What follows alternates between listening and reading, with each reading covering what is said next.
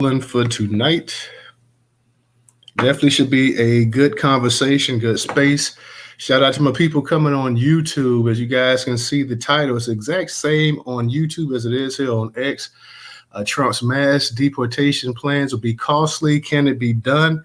That's a key question. We're hearing about the dollar amounts. We're hearing about how hard it'll be to implement this as well, too.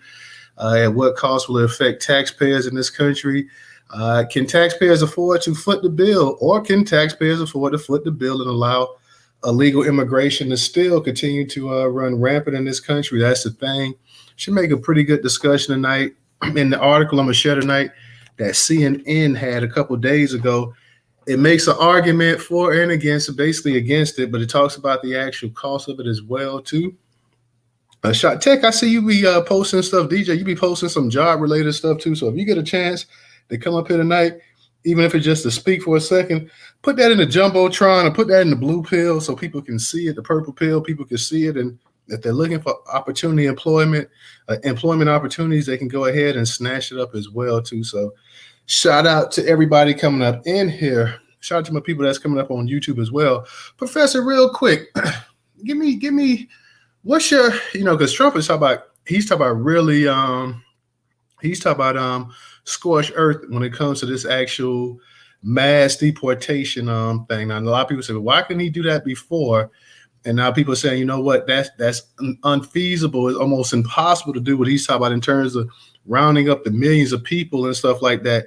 And there are different challenges, which we're going to talk about in this article too. But what's your opinion on mass deportation in 2025 coming up, 2026, 27, 28, if Trump wins the White House, that is. If he wins, of course. If he doesn't win, we know mass deportation, that's not going to happen. But if he actually wins, is it possible? Do you think he would at least make that attempt? Well, I mean, tell me what you think about it, Professor.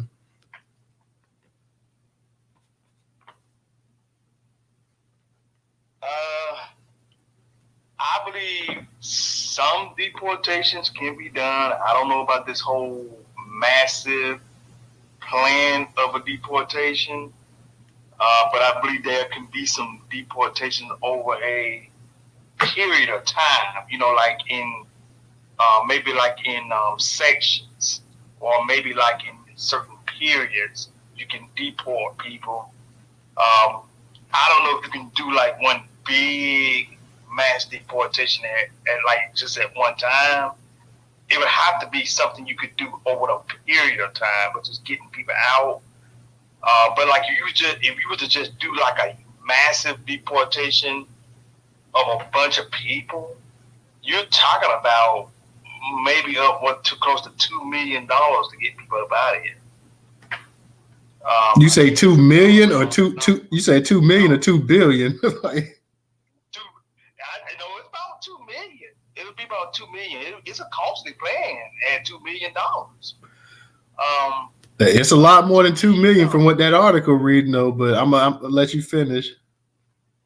Oh, okay. I was doing an estimate about what it would cost. Now, if it's gonna be $1 billion, man, you talking about that's enough for reparations, really. If you're talking about that, but I was looking at it along the lines of maybe $2 million, maybe $3 million, without even looking at that article. But I do think, like I was saying, like over a period of time, he could do it like in certain periods. Like you start off like in a quarter. Like one quarter you do a deportation, then the second quarter you do another deportation, then third quarter you do another deportation. I can't see him just doing it all at one time, is what I'm saying. You have to kind of do it within certain periods. Especially because, think about how many people are up in this country, man. It's a lot of these folks up in here. And you got some more that's headed this way right now. It's a huge caravan of these people that are headed up towards, I think they coming from South Mexico right now. They were showing a video. They were showing a video of them last night, and they're trying to hurry up and get here because they are concerned that when Trump if Trump do win, that the door will close on them being able to get into the country. So they want to get here as quickly as possible before the election because they think Trump might win the election. So, but yeah, Total, I think you can do some deportation, but you got to do it kind of like in quarters, man. You ain't gonna be able to do this all at one time. Oh no, you you can't do it all at one time. Shout out to everybody coming in. I see my girl Rella. What's up, Carlos, as well too. I'm gonna go ahead. I'm gonna touch up on this article, and then you can kind of see the numbers. Some of the numbers that they're talking about, man. I mean, it's gonna be some serious money. If you're talking about actually trying to do this, implement it, it's gonna cost money. But the argument is that hey, if you don't do it, you know how much it's going to cost you in terms of having the legals come up here as well to run up that bill. So it's an argument for and against. And let me go ahead. I'm gonna touch up on this. And Professor, we can dig in there. Tech, I see you posted the stuff about the businesses, man, but it looked like it was in Spanish. So you may want to go ahead and translate that because most of us we don't speak Spanish. So if you get a chance, bro, go ahead and translate that as well too. But let me go ahead. Like I said, this article is not on the Newstoter.com platform tonight, guys. So we going to CNN. So that lets you know 90% of the articles and stuff, 90% of the broadcast spaces we do, we able to go ahead and keep it in-house with most of the stuff right off our site. But hey, CNN, this is a pretty interesting article right here. I have to be good. I have to be real. And it brings up a point, but it brings up both points as well, too. Trump's mass deportation plans will be costly. Here's why. Former President Donald Trump vows he'll kick millions of undocumented immigrants out of the U.S. if he's reelected. In the months since cheering supporters waved mass deportation now signs at the Republican National Convention, Trump and his surrogates have offered various visions for how they achieve this goal, but they left no doubt that it's their top priority. If you're in the country illegally, you better be looking over your shoulder, former Immigration and Customs Enforcement Chief Tom Homan said in July as he warned that no one would be off the table. Trump advisor Stephen Miller has touted plans for the largest domestic deportation operation in U.S. history and says the military will be involved. And Vice presidential candidate J.D. Vance says that deporting criminals will be the administration's initial focus. Experts say any path a future Trump administration pick would be complicated and costly due to both the billions of dollars needed to fund mass deportation and the significant ripple effects that would hit the economy. Here's a look at some of the key facts and figures that explain why. The number of deportations during Trump's presidency, according to a Migration Policy Institute analysis of government statistics. On the campaign trail and during his presidency, Trump vowed that deporting undocumented immigrants would be a priority and claimed as many as 3 million criminals would be deported when he was in office. But ultimately, he deported far fewer people than he promised. In one particular high-profile incident, Trump announced a massive operation to deport millions of people would be happening imminently in the summer of 2019. While some arrests occurred, the large-scale raids never materialized. The Biden administration is on pace to match the Trump administration's deportation numbers, according to the Migration Policy Institute's analysis. Look at the history of ICE and Trump years where there was no lack of political will to deport people, says John Sandwag, an acting director of the Obama agency administration, and the maximum amount they could do in 1 year was 267,000. Trump advisors and outside allies told CNN earlier this year that this time they've mapped out a concrete pathway to rapidly implement his immigration policy plans, and lessons learned during his previous term in office have helped them to do that. Why wasn't Trump able to deport more people when he was in office? Experts noted then, as they note today, that high costs and complex logistics make mass deportation more complicated than campaign promises suggest. It is nearly impossible to implement, says Laura Collins, an immigration policy expert at George W. Bush Presidential Center. Sandwag says even deporting 1 million people in a year, something vice presidential candidate J.D. Vance has suggested would be the administration's starting point, simply isn't realistic. It's selling a fantasy to people, he says. The average cost of apprehending, detaining, processing, and removing one undocumented immigrant from the United States in 2016, according to figures released by ICE at the time. That year, ICE said Also said the average cost of transporting one deportee to their home country was $1,978. Since then, the costs have only grown. Sandweg says because migrants coming to the U.S. are from a far wider range of countries. Now we're facing a larger migration from all over the world, he says. That means deportation flights are more expensive and the logistics around them are more complicated.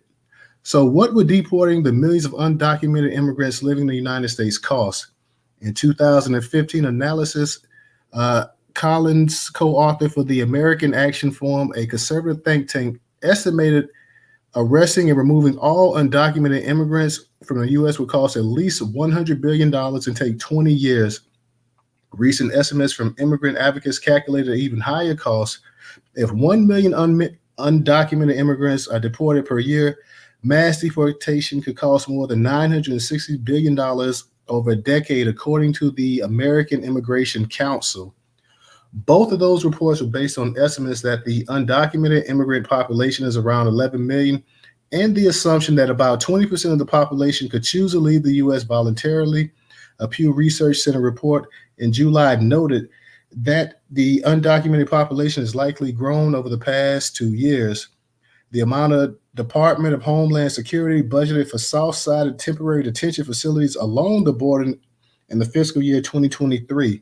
Trump advisor Stephen Miller has said a mass deportation operation would require officials to build massive facilities for immigrant detentions that could hold some 70,000 people, more than 10 times the capacity of the 7 South-sided facilities in the 2023 budget.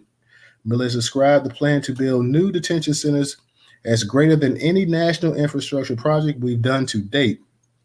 Operating a South-sided shelter can cost up to $40 million a month, according to Jason Hauser, a former ICE chief of staff. It's not just about throwing up a tent, he says. I have to staff it. I have to put security there. I have to put doctors there. I have to put some sanitation there. I have to put medics there. I have to put childcare there. Using more space in the state and local jail facilities rather than building new facilities will also come with a healthy price tag, Hauser says. That's going to be $300 or $350 a night, he says. And if deportations were increased to the level Trump has proposed, detention space isn't the only thing that would need to grow. Sandweg says the ICE workforce would need to dramatically increase in size. You're talking about an increase of 5 or 6 times in the size of the ICE operations, hiring thousands of new officers, and building tens of thousands of new detention beds, he says. That would require Congress to authorize billions of dollars in additional spending, something Sadweg describes as incredibly hard. And even if that happens, he says, the logistical steps and the time needed to hire people and build facilities could easily stretch for an entire presidential term. The average time it takes for a case to make its way through immigration court, according to the Transactional Record Access Clearinghouse at Syracuse University, this can vary considerably depending on the court location and other factors. On a national level, the already huge backlog of cases in the immigration court has increased significantly during the Biden administration, more than doubling from nearly 1.3 million cases in January 2021 to more than 3.7 million cases a day. That overwhelmed immigration courts will likely slow down any effort to deport more people. There are still legal processes that we have to go through in order to remove somebody, Collins says. They have the right to mount a defense. Just because you're not a citizen doesn't mean you don't have legal rights in this country. After ICE arrests someone, lengthy delays in immigration court proceedings, many years can pass before a case is completed. It doesn't matter how many people you arrest, Sandweg says, because the Constitution requires that you get due process, which means they have an opportunity to pitch their case to an immigration court. The number of countries deemed uncooperative by the Department of Homeland Security as of 2020, that term applies to countries that generally won't accept deportation flights or help provide travel documents to their citizens when the U.S. wants to remove them. The list at that time included China, Cuba, India, and Russia, according to the Migration Policy Institute. Exactly which countries on that list can fluctuate amid geopolitical turmoil and diplomatic pressure. During the Trump administration, officials used visa sanctions to pressure some uncooperative countries to comply. During the Biden administration's, officials negotiated with Mexican authorities to send some deportees from uncooperative countries there. But agreements over deportation can be fragile. Venezuela, for example, had agreed to accept deportees, but the deal fell apart earlier this year, according to MPI. It's a significant issue that a new Trump administration would have to contend with for any major deportation operation, Hauser says, particularly given that large number of migrants from those countries have come to the U.S. in recent years. If they're Cuban, they're not going to go home. If they're Venezuelan, they're not going to go home, Hauser says. Officials could negotiate deals for a third country to accept deportees, he said, but in the short term, it's likely a second Trump administration would focus on nationalities that can be deported more quickly, Hauser says. If higher numbers remain a priority, Hauser said it is also likely officials won't focus much on capturing criminals because those arrests require more leg work and manpower. They're going to grab the person that's easily removable because that will give them the numbers and the imagery, he says. The number of U.S. citizens under the age of 18 with at least one undocumented parent, according to the Pew Research Center estimates. Immigrant rights advocates say this figure gets at one of the big impacts of any major deportation operation, noting that these children are often attending schools and are part of the communities outside their households. And they point out that whether or not officials hit the higher numerical targets they promise, the impact of any deportation on families and communities will be devastating. We saw smaller scale versions of what this could look like during the Trump administration. After ICE arrested nearly 700 people in raids at 7 Mississippi chicken plants in 2019, a local gym opened its doors to kids who'd gotten off the school buses and discovered their parents were missing. TV crews filmed traumatized and desperate kids at the scene, pleading for authorities to release their parents. After a meatpacking plant raid in rural Tennessee in 2018, 500 kids missed school the next day. It was like a bomb had gone off. Helicopters flying overhead, children riding a bus home to empty homes, and families desperately trying to find information about their loved ones who were detained.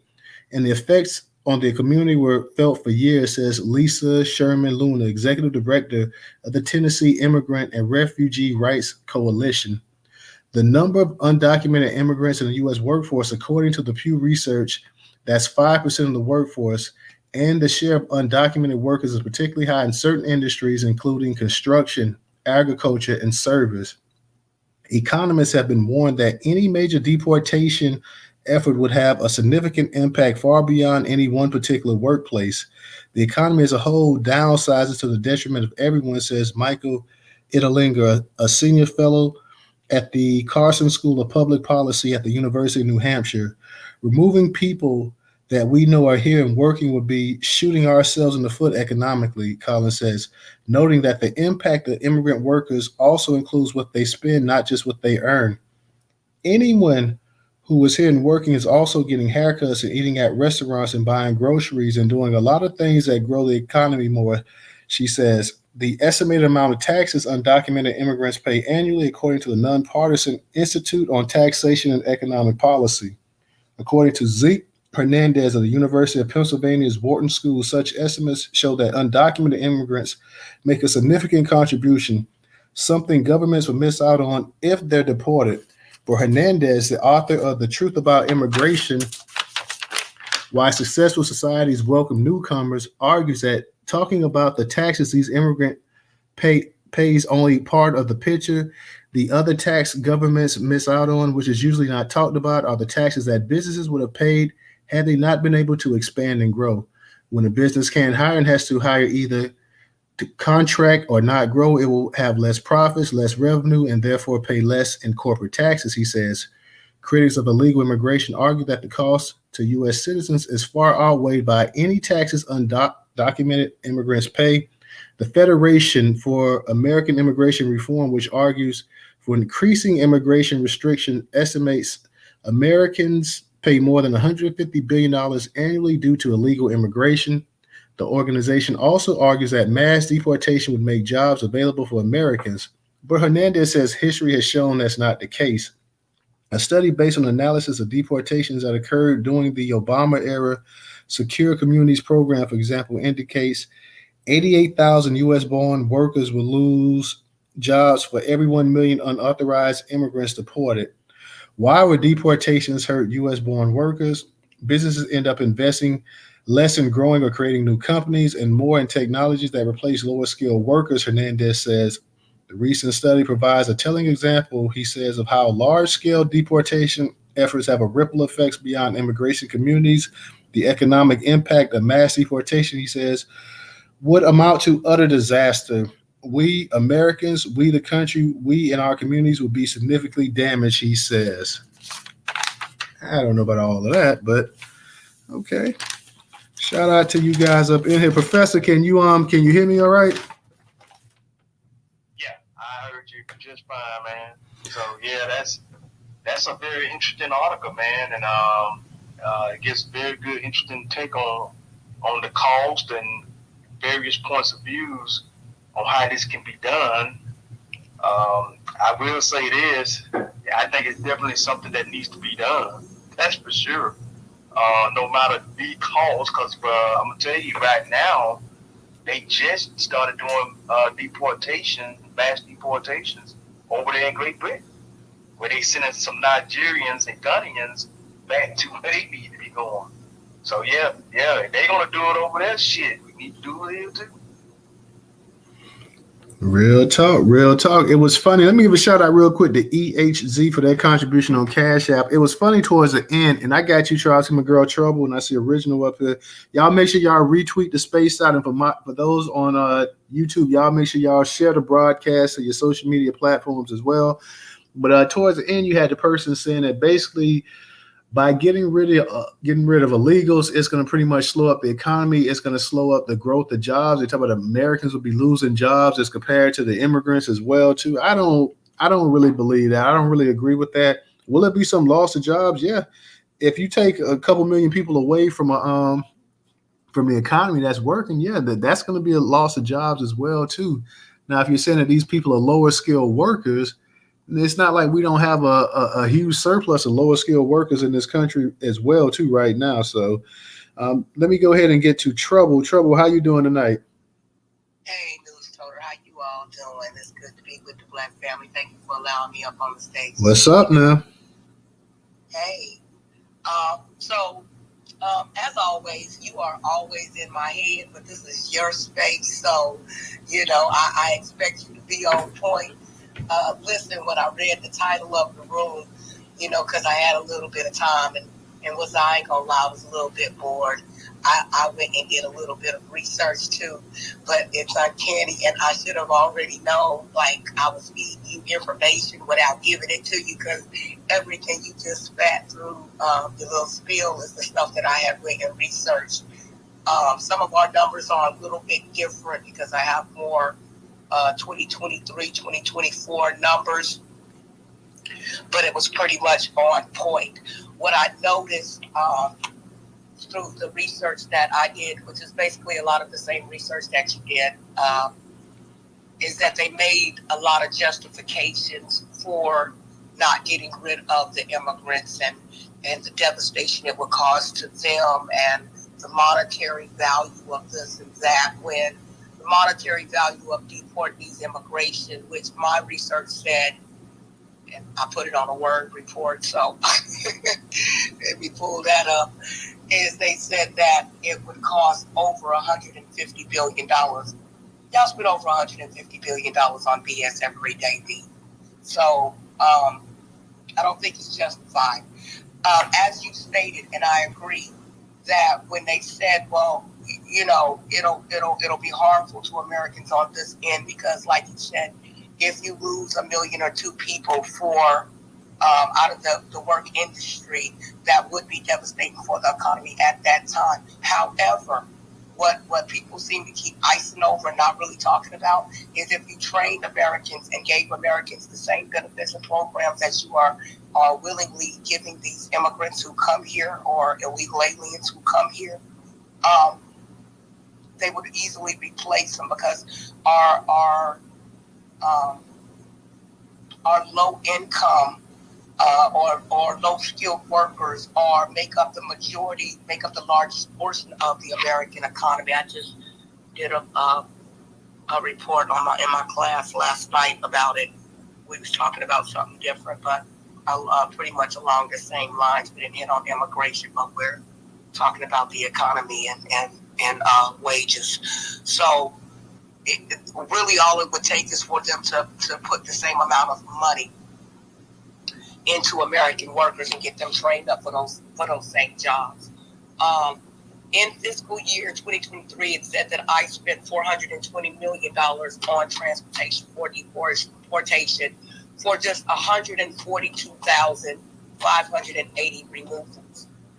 They said that they spent on detention facilities. ICE only has 41,500 beds across 200 facilities at an annual cost of $57,000 approximately per bed. We have 11 million unauthorized immigrants. So 200 and what did I just say? They have only 41,000 beds is inefficient, and that's where all of these costs is coming from. However, if they would go ahead and start deporting them back to their countries, and I get that there are certain countries that they can't go to, they're going through something with China right now, where they're not accepting their immigrants once they defect over here. But I believe I heard last night that they were working out a deal. So maybe with Taiwan or something like that. So they have to figure it out. It was something else interesting. Oh, okay. So on the omnipresent immigration rate, including at sensitive locations, this is basically their justification. They're saying that enforcement actions could occur in schools, hospitals, and churches currently protected as sensitive zones, with agents possibly conducting checkpoints at these locations to request proof of legal status. So they're saying that this would basically be bad for American citizens because they would essentially end up detaining American citizens, and it would be unconstitutional due to the racial and ethnic profiling. It was, I believe you had already read that, where it says that it would disrupt local communities, business, schools, and places of worship, and blah, blah, blah, for the same reasons. And because of our laws, if they've been living in this country for at least 2 years, they have due process. They're entitled to due process via the Supreme Court. I think our biggest problems is when I started really kind of looking into it, is that we not only have a bad immigration policies, but we have a myriad of laws that protects these immigrants, whether they're legal or illegal, once they get here. I think our country has a problem with loving cheap labor that comes from these undocumented immigrants and illegal immigrants, or just immigration, period. And they don't want to pay the proper pricing for it. So they would rather do automation, or rather just say, hey, we're not going to fill these positions because we don't want to pay more than the $7.50, 25 cents minimum wage, or less than that. So they're making a problem where there actually is none. If there wasn't the greed of the corporations, the whole immigration thing would be moved. But this is just their way of not wanting to pay American citizens what we're actually worth, since we've actually been demanding it. One thing before I land, I also looked into, there was something called the return and the deport versus the return. In 2019, we had 359, let's say 360,000 removals for deportation. Out of that number, 172 of them returned. 172,000 of them returned. And when I'm looking at the numbers for each year, either after that or before that, it's basically the same. So they can have 500,000 deportations, and 250, thousand of them will return. That is a large problem as well. And the fact that they keep doing these catch and releases. Also, if you go on, what was that website? I think it was immigrationforum.org and U.S. Citizen and Immigration Services.org, USCIS.org. It tells you, it breaks down the different groups of people, Liberians and all of these others that I found, and in particular the Somalians, that they have temporary protective statuses for. So in July 19, 2024, Mayorkas announced the extension and redesignation for Somalia for temporary protective status for an additional 18 months. So from September 18, 2024 to March 17, 2026, they are given protective status, which prevents them from being returned back to their homeland. This is the Somalians, you said? Right. Oh. So when I looked into it, I specifically picked out the Somalian ones because these mother suckers are a little bit detrimental. However, there was other people like Liberians and different nations of people from China and other areas that you could look into where they've been granted protections and stopped so that they can't be deported regardless of whatever it is that they do. We have parolees that they know are here. We have people who are here that was causing havoc in their own countries that they know about, and they've been given protective statuses as they're here. So when it comes to this immigration thing, it runs so deep. It's almost like it's a cartel situation, but that's all I'm saying. So I'll land right here. All right, my girl Trouble dropping some facts tonight. Okay, I didn't know about the Somalians as well, too. The Somalis. Let me say it correct. The Somalis. Before they come in here and say you're not saying it right. So I did not know that, but thank you, Miss Trouble. So we got Original up here. And I see you got my girl Just Cakes up here as well, too. Y'all make sure y'all share in the room tonight. Y'all go ahead and retweet it out. Go ahead, Original. What's going on with you tonight? Hey, let Just Cakes go because she did get taking care of the children. Oh, okay, yeah, she got the little one, Just Cakes. What's going on, sweetie? Thank you. I got help tonight. Thank you for thinking about me. I wasn't gonna say too much. I was just gonna say, just piggyback off what Trouble said, which is everybody know the cost of living has surpassed our wages. I don't care how many hit pieces these people make about how illegal immigration helps the country and the economy. It doesn't. As a person that's a union member, I pay $200 in dues a month. When I belong to two unions, as a person that's a union member, it actually hurts your collective bargaining when it's time to go to the table and negotiate your pay. The fact that when Biden got into office, remember he hired all those IRS agents and also put some things into play behind the scenes. Not sure if anybody know about the OEIG, which is pretty much all the people who took the PPP loans, not necessarily the big businesses, but more so the regular people that might have decided to color outside the lines. If they decide to do that, the OEIG is holding them accountable. They're losing their jobs and stuff like that. So that's going to be yet another opening for all the illegals that got coming in. Illegal immigration has never been good for us, as we already know. Back in the day, they say you could support a whole family off of one income, whereas now each one of you need 2 jobs and a side hustle, okay? I'm about ready to start my OnlyFans any minute now. I'm going to be showing feet pictures. Hey, we got that black social OnlyFans on social, sister. Come show them feet. Okay, I'm right there. I'm right there. Monetize your own role. You ain't even got to worry about it. Let's go ahead and get your money, sister. But that's what it takes. Like, me and my significant other, we have really well-paying jobs, but he works 2 jobs, and I work 1, and have a side hustle plus the baby. So I really never have time, but it's just never enough. With the money that they will get from seizing assets and stuff like that, they always talk about what the corporations gain, but they never talk about the burden on the taxpayers. They never talk about how these people work these quote-unquote low-paying jobs off the table and still collect state benefits, government benefits and stuff like that. So they tax the system both ways.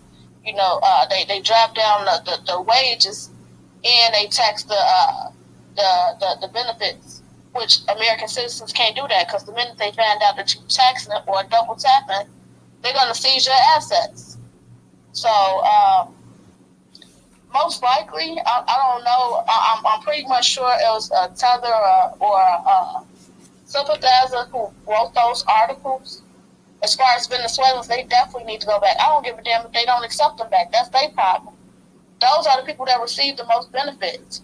I hate to watch the news, but when you watch the news, they'll sit there and say about how we still got quote unquote migrants coming every day, and then they'll show pictures of tents. The illegals are not in tents. Those are homeless people. Those are homeless Americans that's in those tents. The illegals got Section 8. They got rate cards and stuff like that. They not out there bad. When I was coming home the other night, they bringing in flat screen TVs and everything else. It's the American citizens, me and my household, that make good money. They gotta think twice before you cut your heat on because stuff costs too much. So, deport them all.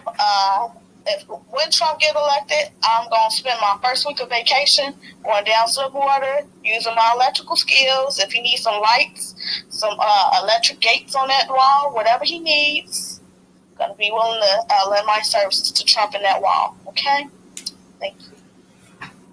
Thank you, Miss Jess I'm Cakes. gonna be right there with her too, because we're gonna build that wall, man. We gotta get these folks out of here, man. They costing us too much. They spending life free off of us. We can't have that anymore. Well, here's the thing, Professor. Nobody want to vote for Trump to actually make that happen because he ain't vote for him in that sense. Can we make my black neighborhood black again? Okay. KKK. I actually do. I think I'm about to go ahead and do my voting with Trump, man. Go ahead and do some mass deportation, man, because the immigration shit is killing us. It's killing us, man. Cursing, Professor.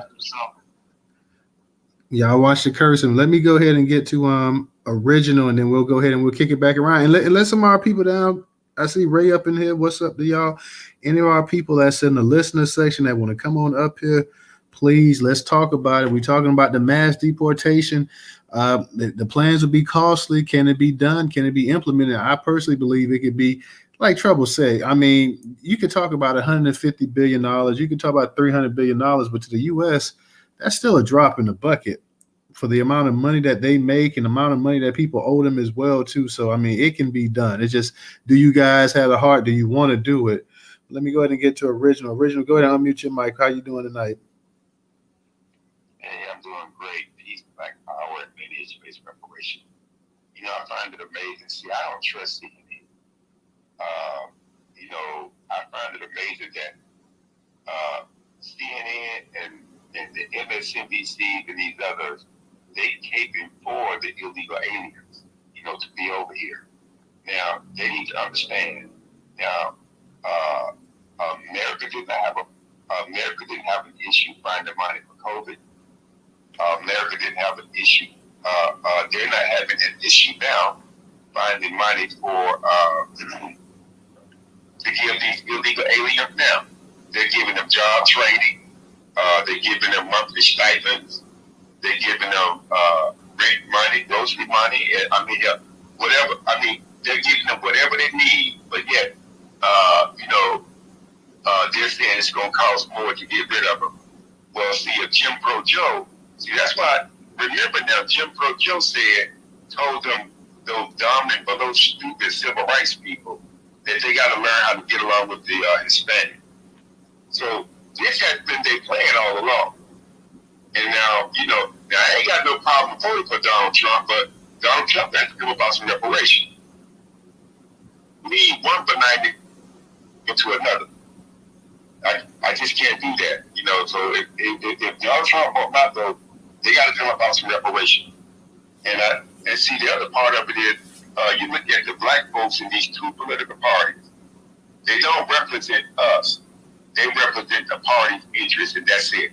We don't matter to them. So that's why when I've already marked my my ballot, I'm going in to vote on election day. From top to bottom, I'm writing in, depending on how big the box is, I'm writing in lineage-based reparations or reparations from top to bottom. Because my position is this: if Black Americans are not going to benefit from my vote, I'm going to make damn sure nobody else benefits from it as well. You know, because see, and then they're talking about getting rid of these folks. Yeah, I don't care if you get a C-17 cargo plane. You put them in them cargo planes, and you drive over their home country and dump their ass out with a parachute. I don't care how you do it, but get rid of them. That's the problem. See, they want to make all these excuses.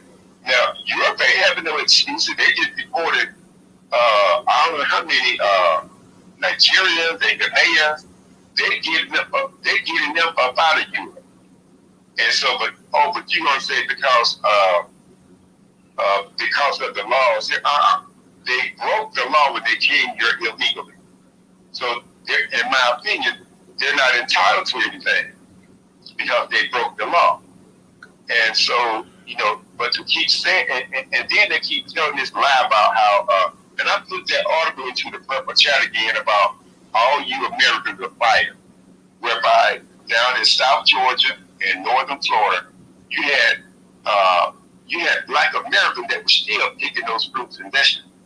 But see, when we do it, they want to make it seem like the people are working like slaves.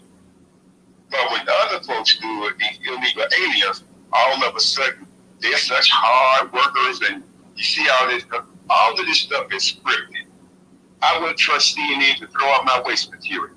So I have no, I don't have any belief in CNN, because all they're gonna do is promote lies anyway, because they're on the side of the government, you know, and that goes with the other one, whether it be Fox News or whoever, you know, they all, you know, it's all nothing but a script. But as soon as Black Americans started making their demands, all of a sudden they don't have any money. That's gonna break the country. We can't do that. Da. But yet, look at what's going on in Chicago and how they take it. Now, Chicago, they're saying Chicago have a budget deficit now because they spent all this money on illegal aliens. But I'm like, well, hell, you could have done that by just giving job training to the Black Americans and making sure that the ones and moving them into, you know, everything is going automated. But it's not going to be completely automated because the machine going to need a machine operator. Okay, the machine's going to need someone to monitor it so that when it does go down, they have to bring it back online. But see, they don't see Black America as being a viable workforce to do that. They just want us out of the way, and they want to bring it. And see, now I saw the news today where they claim that about 4,000 are so-called walking to come across the border now. You cannot tell me that these people are walking that length to get here. These people are being driven, they're on buses or whatever. This whole, like I said, the whole damn thing is orchestrated. I don't believe one bit of this. This is part of the war on Black America. That's what this is. And they would do anything to make it difficult for us to operate in this country. So I don't trust any of this, and that's why, like I said, I don't have a problem voting for Donald Trump. I really don't. But if he ain't talking reparations, I can't go from one benign neglect edict to another. That just, in my opinion, that just don't make any sense. You know, because everybody want our vote, but then when it comes for us, you know, to get anything for our vote, then all of a sudden there's all these excuses that come up. And that, I mean, look at it. The Democrats and Republicans came together and they passed the Asian hate crime bill. You know, because this white boy killed some Asians at these whorehouses here in Georgia. Hey, that's the price of doing business when you run a whorehouse. Okay? Don't look for no sympathy from me. But yet, had there been some black folks doing that, that's exactly what they would have said. Well, you were running an illegal business anyway, so why were you doing that? I have no sympathy for these people, none whatsoever. But I'm not going to sit up here and dole out my sympathy to you. And hell, they don't even look at us for anything. They just want us out the way. So I'm like this: if you want my vote, you're going to have to be talking about reparations for Black Americans without any other group included. Because let's just look at this now, Newstoter. Kama Sutra Kamala, she came out with this thing about a plan for Black men, whatever they call it for Black men. But the way they worded it, it said Black men and others. So then I saw a post online where it said, I think it was from the Wall Street Journal. Now they're saying that it includes everybody. See, that's why I say this whole situation is scripted, and it's all about attacking Black Americans. That's what this is about. That's because I'm not going to sit up here and help you, and all you're going to do is continue to attack me. And that's for the Democrat and the Republican. But I don't trust either one of them. You know, so like I say, if you're listening, Donald Trump, I ain't got no problem voting for you. But if you ain't got no reparations for us, I know some people were mesmerized when Donald Trump said the African American built this country, they didn't get credit for it. That don't move me, but a damn check will. So I'm 10 toes down on that. I ain't moving on it. So if any of y'all Republicans or whoever y'all, if y'all hear this, just understand there are those of us, we do not have an issue voting for Donald Trump.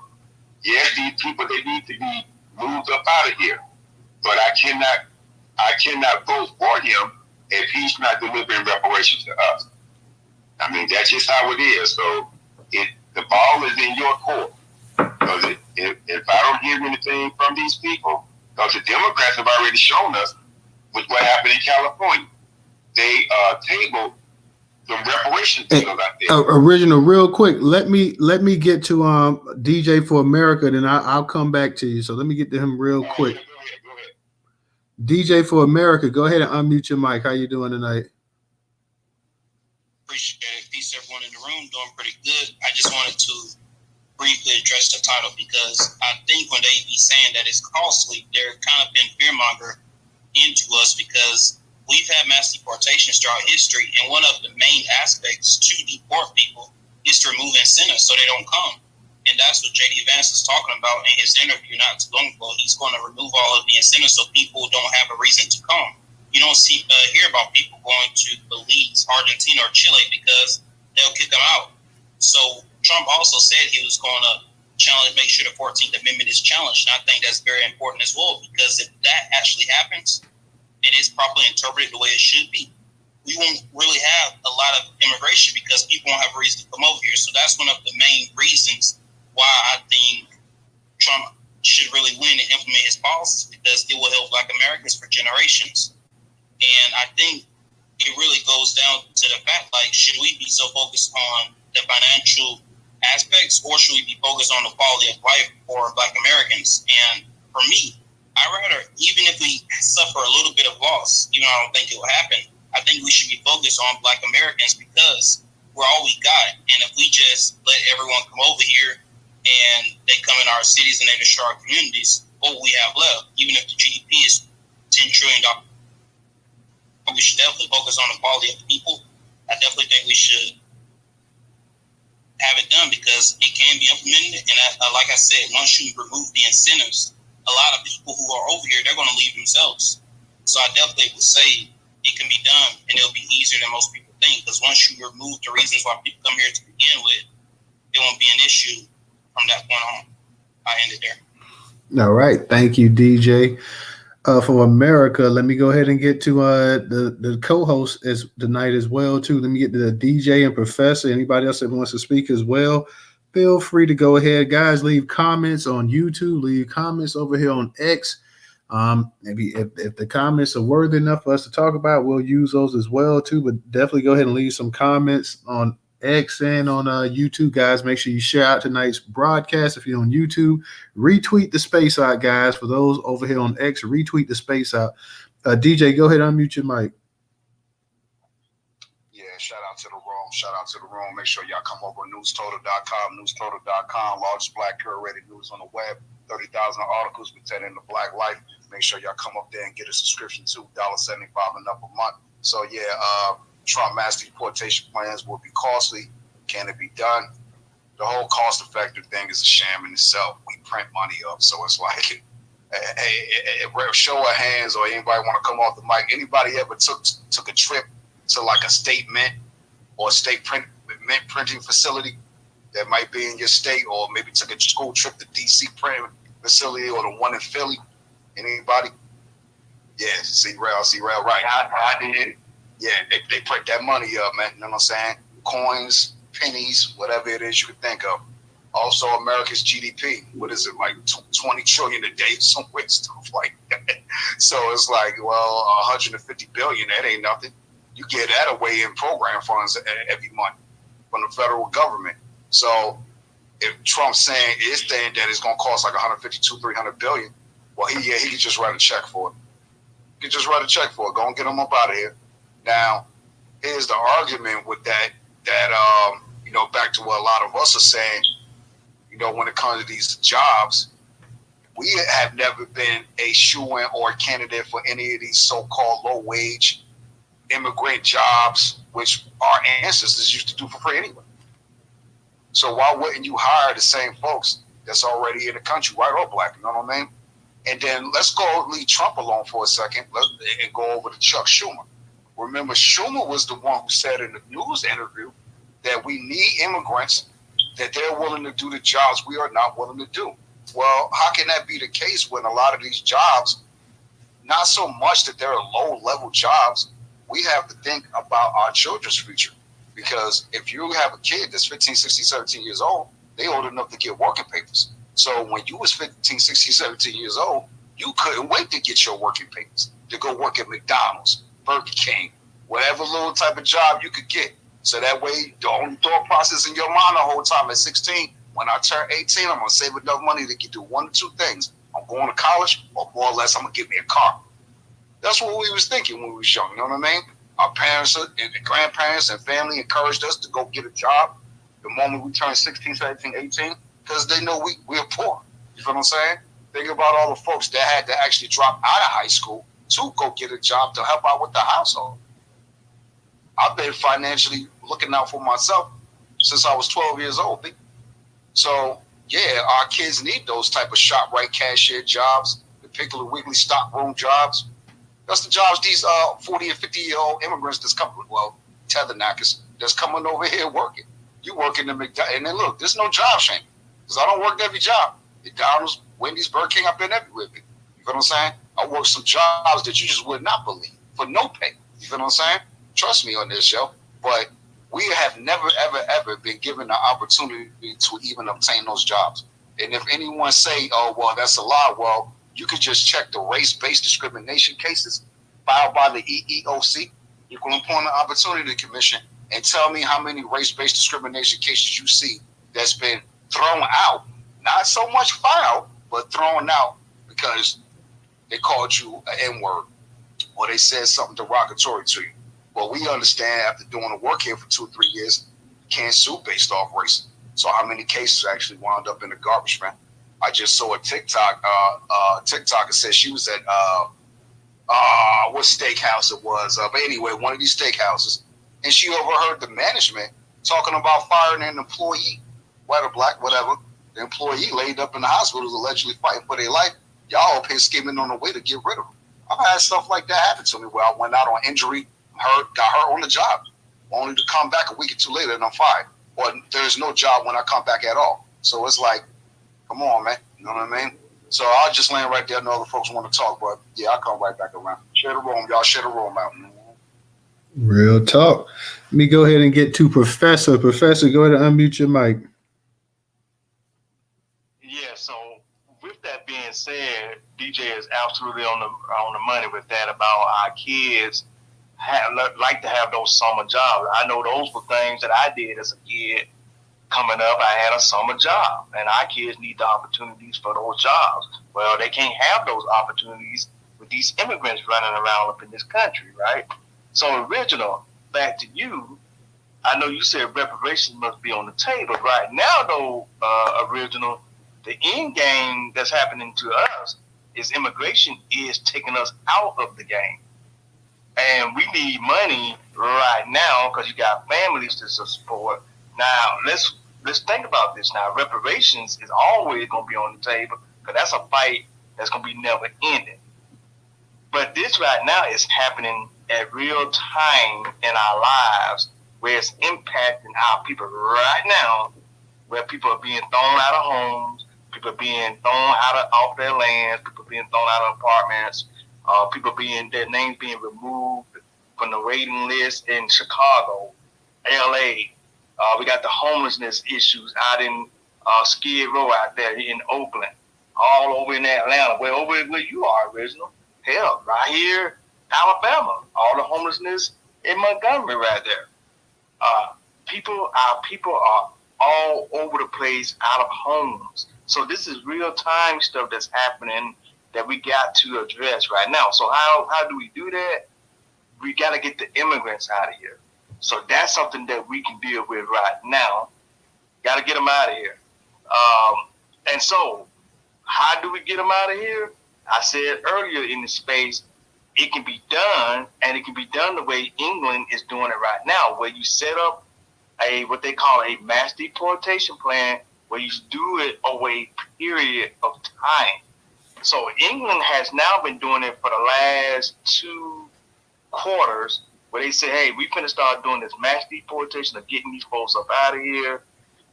So like, for instance, they started the fall quarter, okay? Then they'll go into the winter quarter, okay? Then you go into the summer quarter. Then you go to the spring quarter. You just keep getting them up out of here. Every time you get a chance, pick them up, put them on planes, put them on ships. Whatever you got to do, you're going to work by and by as you continue to work to get folks up out of your country. Because if you don't, you're going to be in hell, okay? You're not going to be able to do anything. So that's what England is doing right now. In the United States would be best to follow the plan that England is doing right now, or the United Kingdom, whatever you want to call it. They need to follow the plan right now what United Kingdom is doing, where you just go through by and by, pick them up each quarter, let's get them up out of here. You know, we can't do it all at one time, but just each quarter we're going to pick up some folks, drag them up out of here.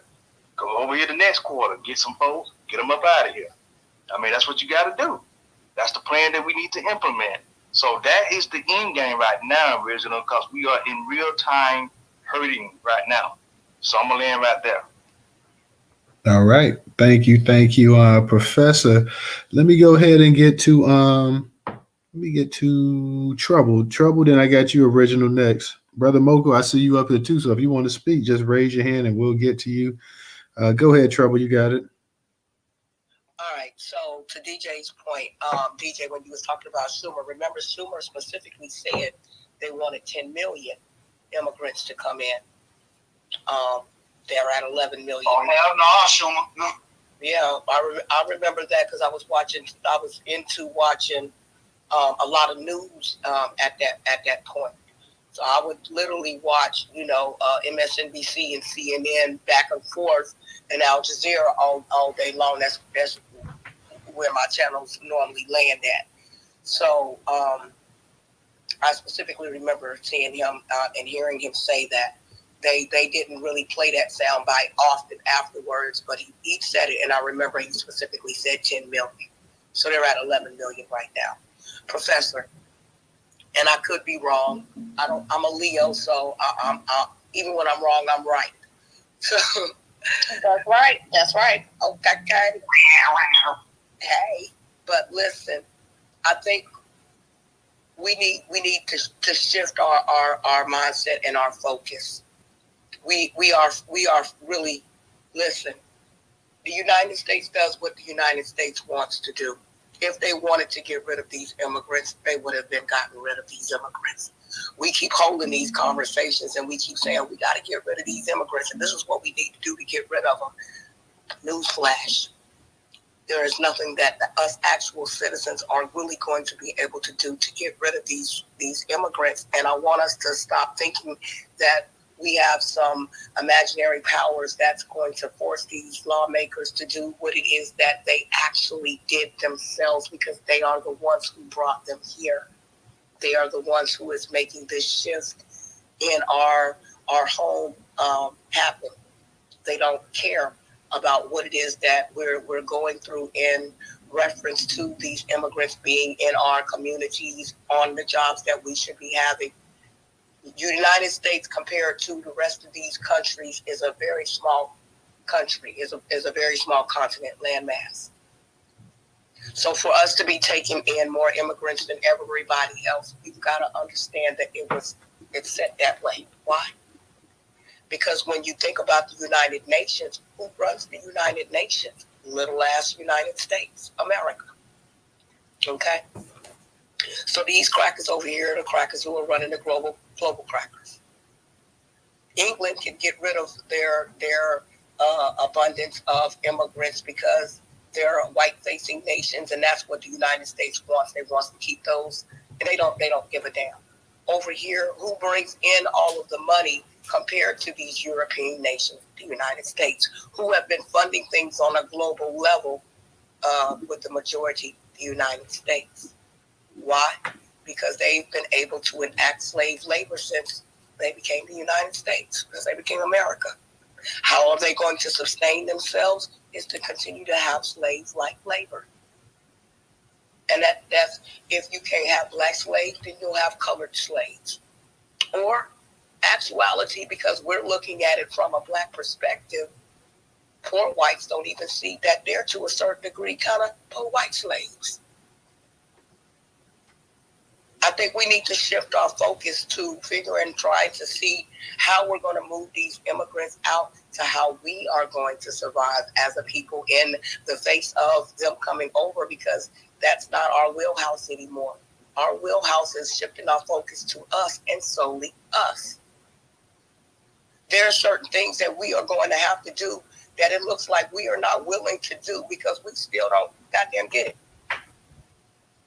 We are easily divided. So that's the first thing we need to work on, is our level of division. This immigration thing right now is a big distraction from what it is we need as a people. I'm going to give you an example, and it really kind of irked the food out of me. The other day, it was a video that was posted. The Democrats put it out, and it showed a black couple sitting at a table. They was vibing, having a good time. They even talked a little bit about the voting thing. And then they had the brother say, oh, well, let me be honest with you. You know, I'm not registered to vote. And you could hear the record scratch. And old girl got up from the table immediately and was like, that's not something a real man does. A real man is registered to vote. And she gets up and she walks away. And I'm sitting here and I'm looking at this foolishness, and I'm like, here goes that Democratic foolishness once again, trying to cause division between black women and black men, right? I'm recognizing the game. But when I look inside the comments, who didn't recognize the game was our people. Oh, well, she ain't no real woman. Oh, well, he should have been registered. Oh, well, you ain't getting the focus was on the conversation the man and the woman was having rather than the Democratic foolishness. Damn, I want to cuss so bad. I'm just saying. Tell taxation on your cuss. You know what I'm saying? I heard it about to come out. If we can't recognize how these people divide us so easily, to even in our conversation in the comments where we focused on the relationship rather than the playbook, y'all.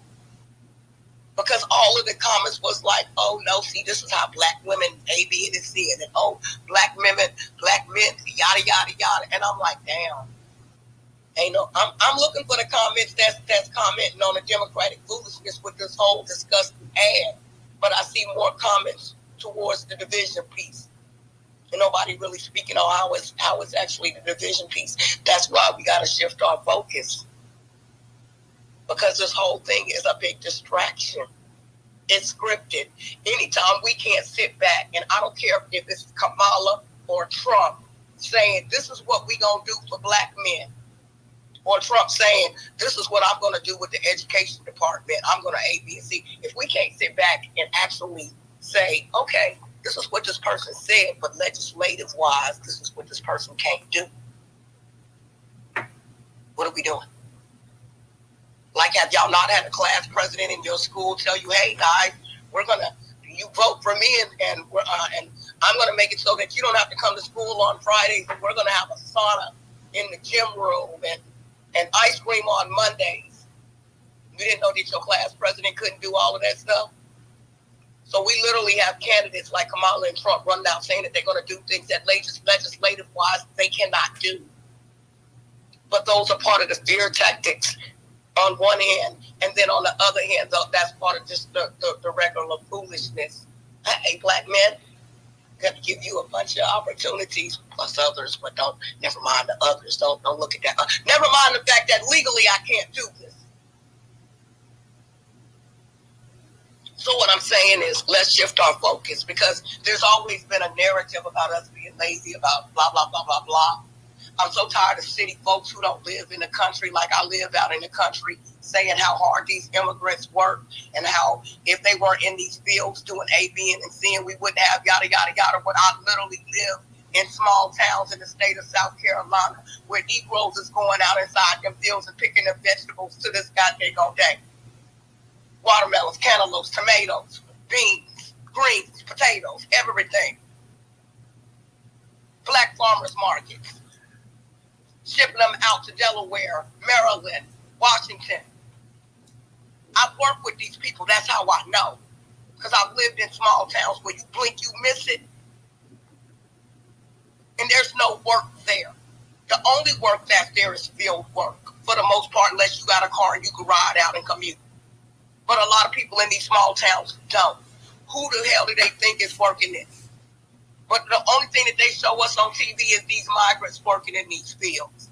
And granted, and maybe in certain areas like Florida or whatnot, maybe that is the majority of who's working there. But I'm not going to let you discount my black men, my black sisters who still living in certain areas where this is the only work that they have. I'm tired of city folks running loose at the lips and you don't know shit about country life. Sorry, told I forgot it. But you don't.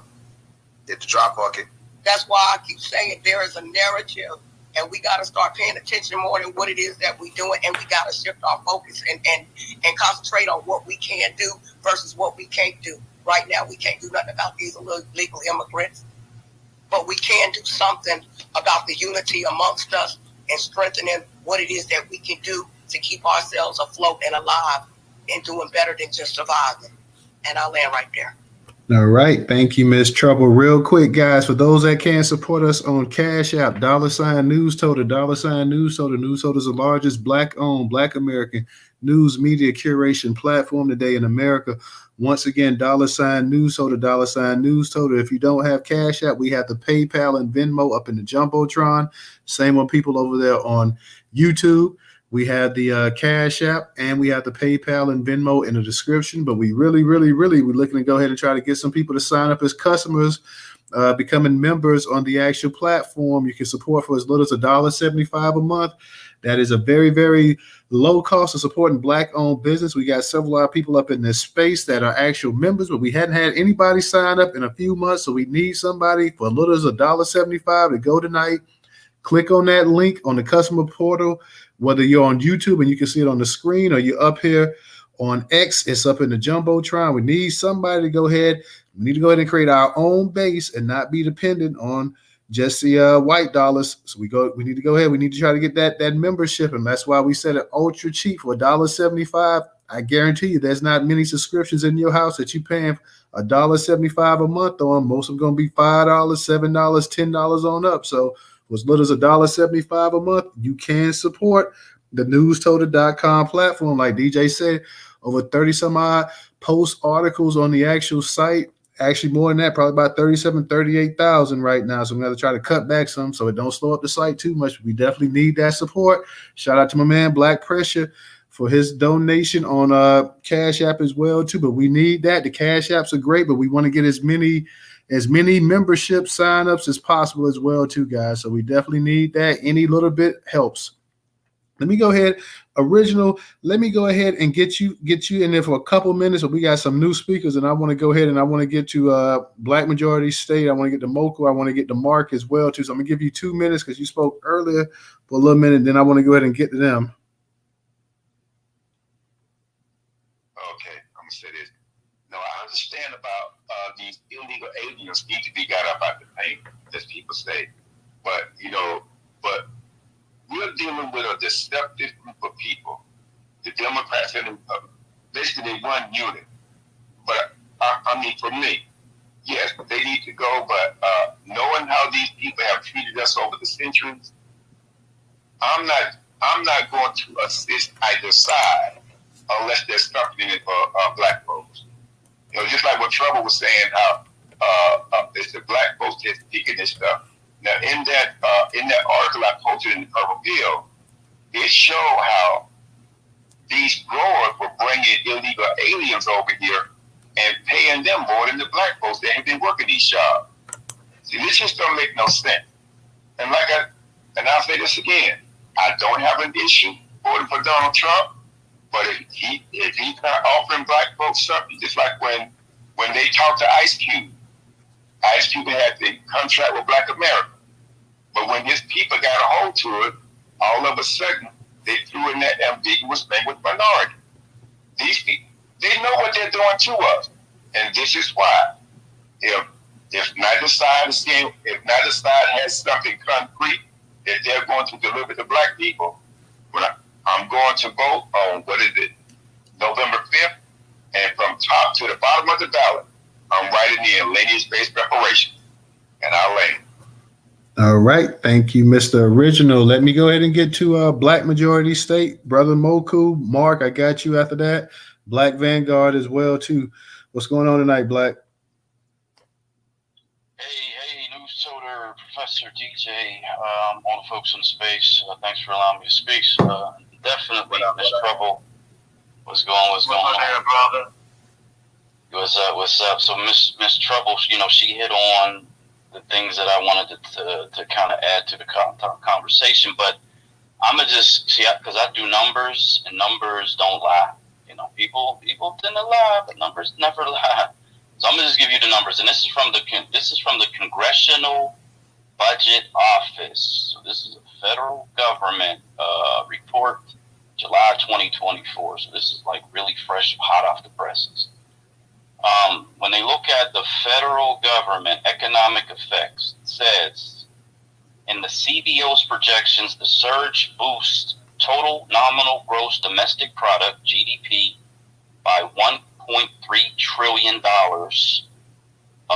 2034, and by $8.9 trillion over the 2024 to 2034 period. So over the next 10 years, they anticipate this surge in immigrants will add roughly $9 trillion to U.S. GDP.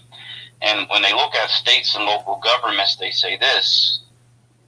Studies have considered the effects of immigration on the federal government and on state and local governments. That is in part because state and local tax systems are smaller than the federal tax system, together raising between 50% and 55% of revenues in the federal tax system. It goes on to say that revenues that the state and local governments collect from immigrants amount to between 50% and 60% of federal revenue. So if you took that $9 trillion and you just cut it in half, on top of the $9 trillion over a decade, they're going to say $4.5 trillion will also go to state and local governments. So over the next 10 years, that's $13.5 trillion. So to the talking point and to the topic, Trump's mass deportation plans would be costly. Can it be done?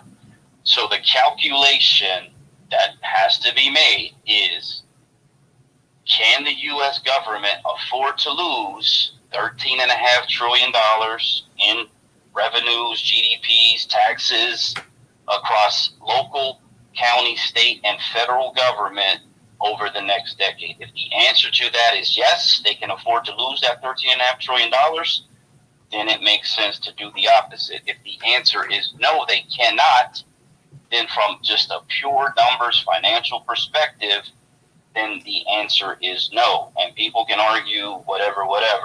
The U.S. government is concerned about maintaining the U.S. government, period. Full stop. There's nothing else that comes after that. They don't care about citizens. They don't care about individuals. They don't care about ethnic groups.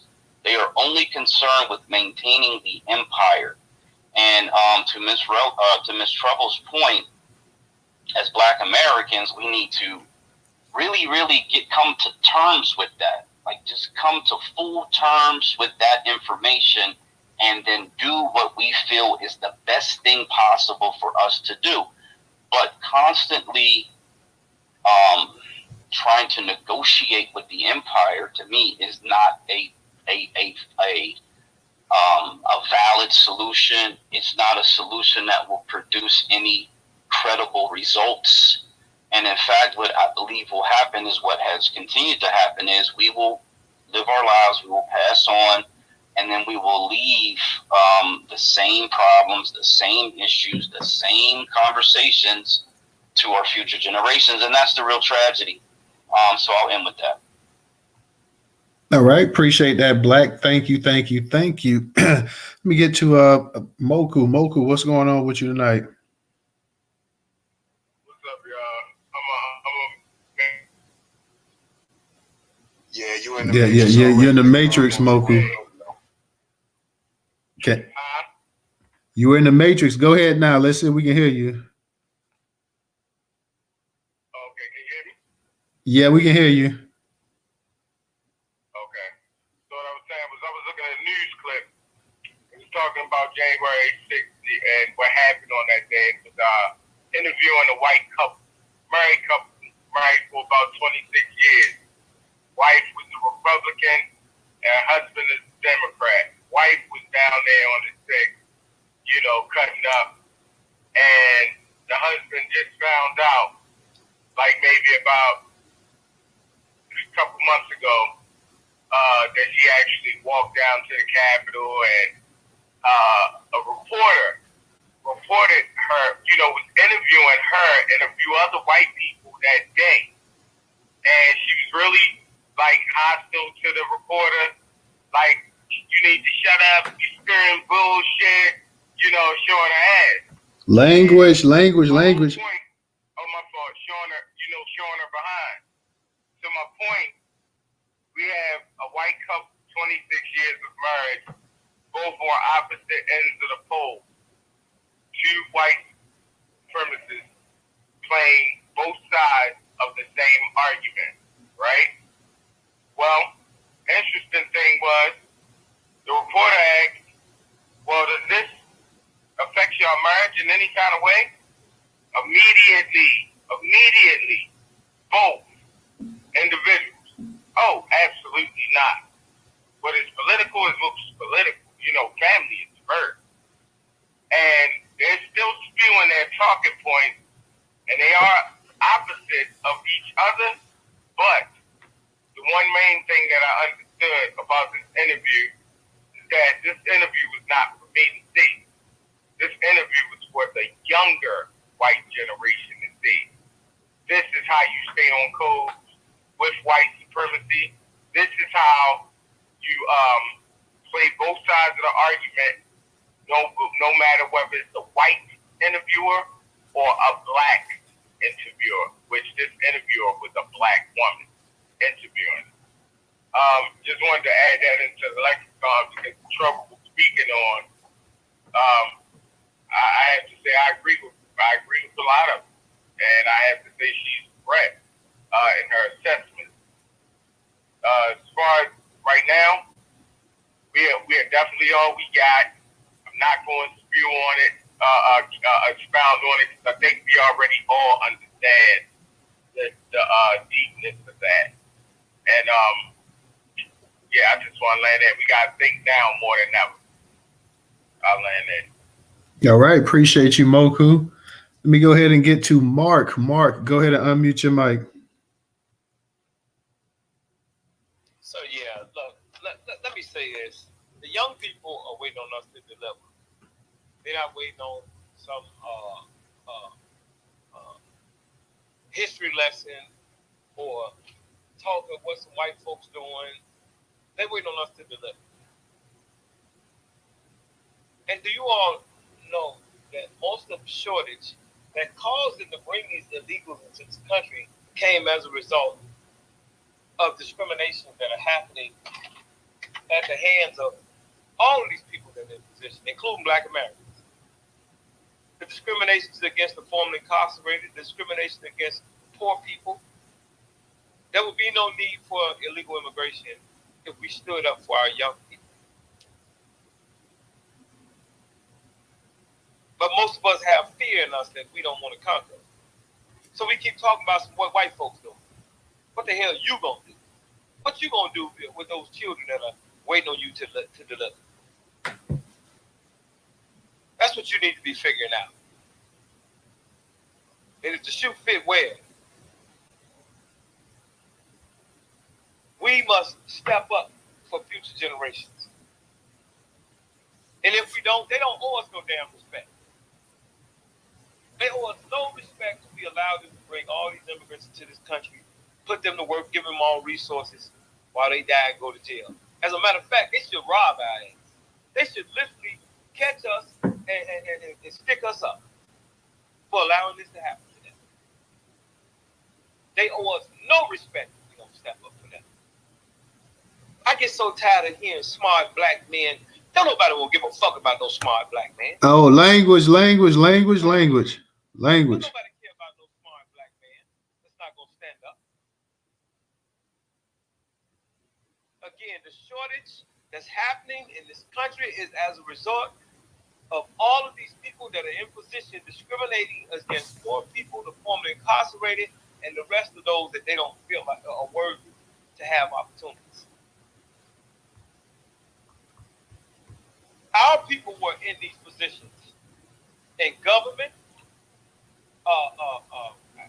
across the board, in corporate America, from the late 60s on up into around the 90s when they started bringing in these immigrants. From the baby boomers on down to our generation, Generation X. Setback that allowed the system, well, not let the system, because they played a role in it. You played a role in allowing the discrimination to happen. Especially you Masons, Eastern Star sorority fraternities, especially y'all. But I pray to God that y'all children rise up against y'all, no different than they rise up against the rest of the people. I pray that they rob y'all Sunday morning while you're on your way to church, nice, just real nicely dressed at the gas station. I pray they rob y'all. If y'all not fight for them, then they owe you no respect. And to respond to the room, your title. When Trump got in office, these immigrants ran out of the country. Both sides are not bringing immigrants into this country. These Ku Klux Klans ain't bringing no immigrants into this country. And last but not least, when I hear y'all talk like y'all in some position to really say what you're gonna do and not gonna do. You may say it, but you ain't no real strong position. But you can get in those real strong positions, and you had better do it before it's too late. Politically and economically, you had better get in position before your city end up like some of those different cities in California, New York, and Florida, and Minnesota and on those other places where they brought these immigrants in. The day is gonna come where you're gonna have to fight. All this sitting back, blaming the children because you a coward, and I'm mainly talking about men. These kids gonna have to pull their pants up if you scared to put your pants on. They don't owe you no respect. I would go to a whole nother extreme, but I'm just gonna say I hope they arrive. Man, I can't stand here no weak men. I can't stand it. And we shouldn't allow this to happen.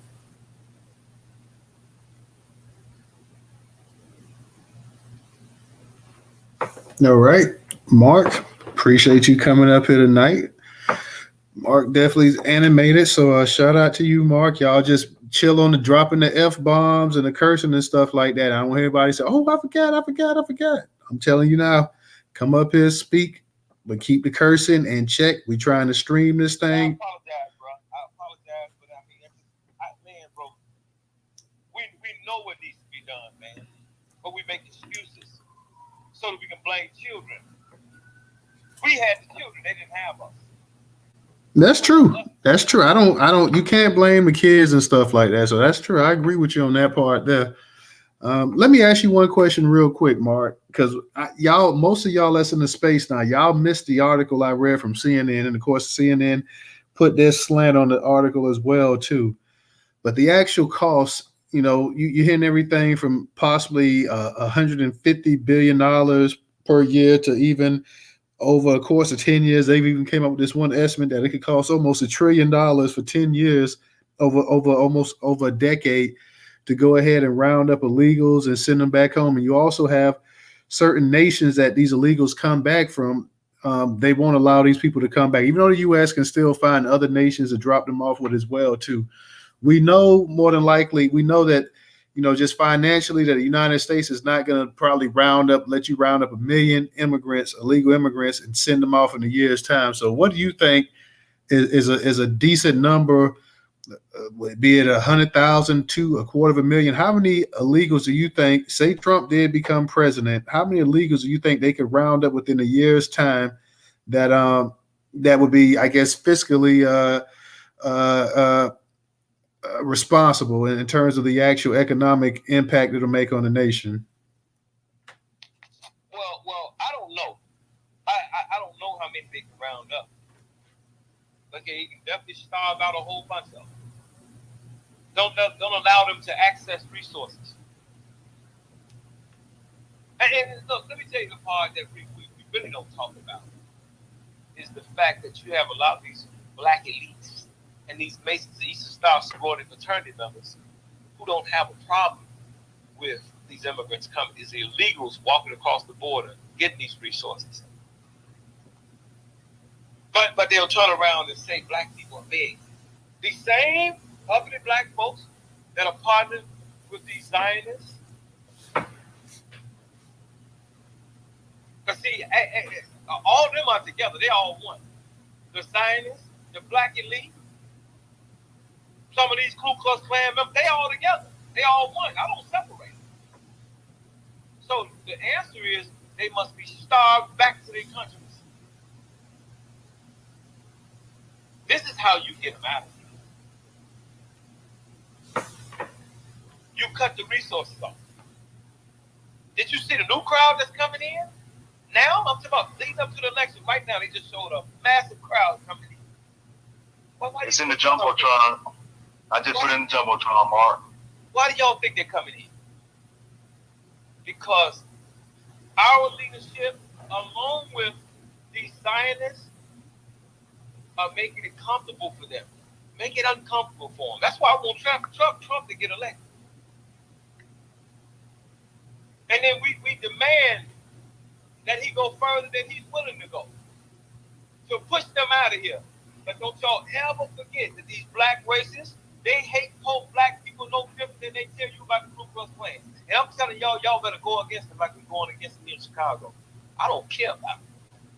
You don't care about the poor people, I don't care what happens to you. I'm not cool with you. I don't care about you being no woman, old. You can be some kin to me. You can be the pastor. You can be my uncle. You the enemy. I had the children out today shutting down these construction sites, mess their money up. They don't let y'all eat, don't let them work. And I'm telling y'all, it can't happen without also these black racist politicians. Every single one of those New American bills, from the House to the Senate, was signed off by these black American politicians as well as the others. Go look it up. HR 572, HR 1909, HR 1308, and then the matching Senate bills. They signed off on these bills to bring these people to this country. They do everything in their power to take care of everybody but black Americans, especially these young people. That's why unemployment is higher than the Depression. That's why these children are out here robbing, stealing, and killing. Because they take care of everybody but their own. And I'm telling these young people, y'all turn on them. Turn on them. Turn up on them. I don't care nothing about you have not like what I'm saying. I'm your enemy like you mine. I'm your enemy like these children. I don't care about you being a Christian, a Muslim, whatever you are. If you don't care about these children, man, I don't care about you. And I teach them how to operate. They don't have to guess. They called me today, and I showed them how to do it, and I'm going to show them even more. Mess their money up every chance that you get. Wait for them to get signed them bank loans, and then you hold up the project. Protest the banks that's funding the projects. Everything. Mess the whole system. I'm going to give you a reason to send me back to jail if I got to go back. Y'all sitting here and be whining and want to sound smart, especially you coward men.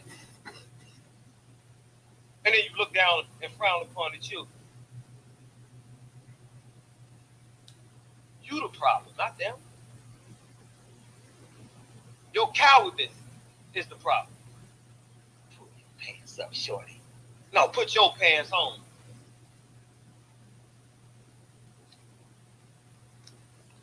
All right, Mark. Oh boy, this ought to be interesting to hear some of the. This ought to be interesting to hear some of the response. Hey, this man Mark be coming in wild and what you said? I put that video of the caravan is headed its way right now. It's a big caravan headed its way right now. I put it down in the purple pill. Okay. Let me go ahead and I'm gonna get to the Black Vanguard, and I'm gonna get the Rella as well too. Guys, don't forget to support us on Cash App, $Newstoter for those that can, $Newstoter. Black Vanguard, go ahead and unmute your mic.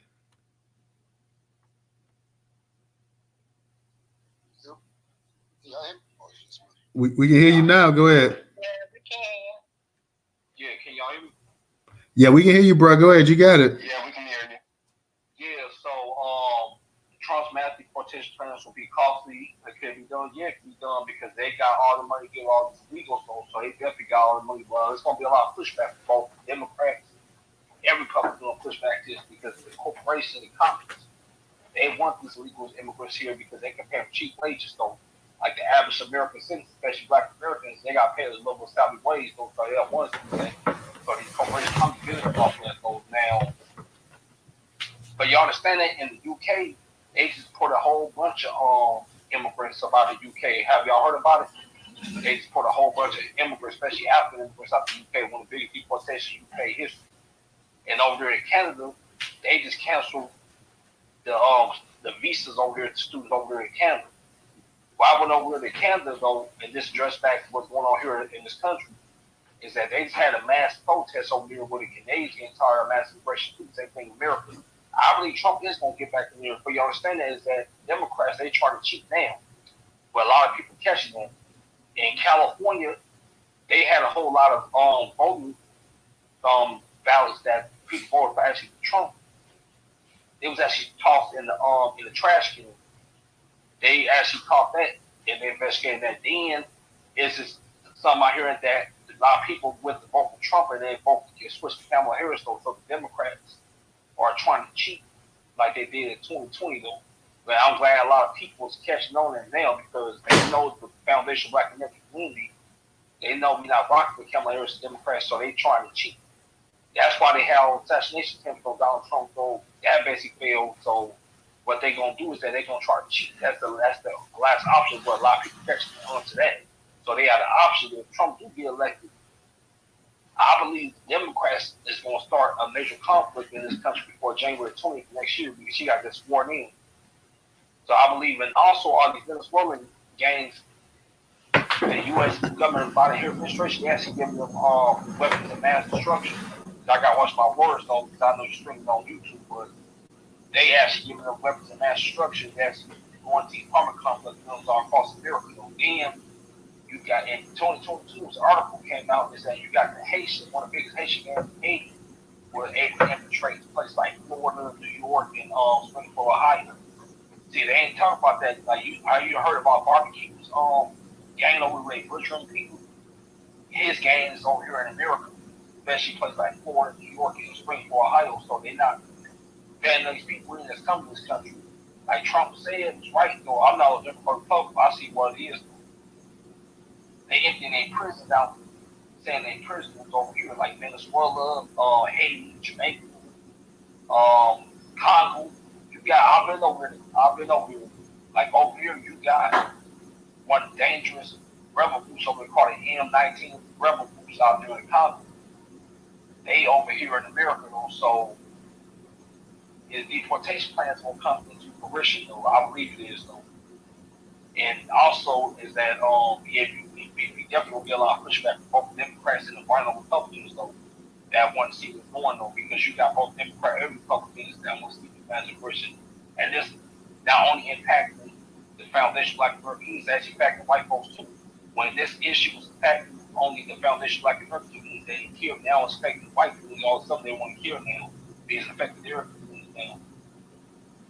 And if Kamala Harris was elected, which I'm glad she moved in the polls, though, it'll be devastating not only for this country but foundation of Black America. So I'm glad in California we pushing back against Danny Bakewell, against these Boulay people in California as well, and these politicians in California. Mark Carter's doing a good job in Illinois, Chicago, and for y'all that's in wherever state, y'all need to push back against these Boulay politicians selling our people down the river.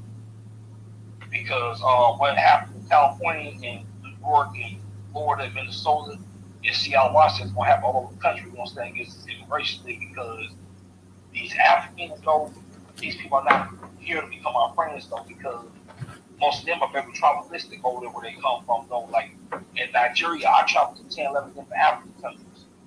Over here in Nigeria, you got over 300 different tribal ethnicities over in Nigeria. Over here in Nigeria, the President Manu Tinubu, which is still a slave trader, he got his wealth off selling slaves over here to the Europeans, though.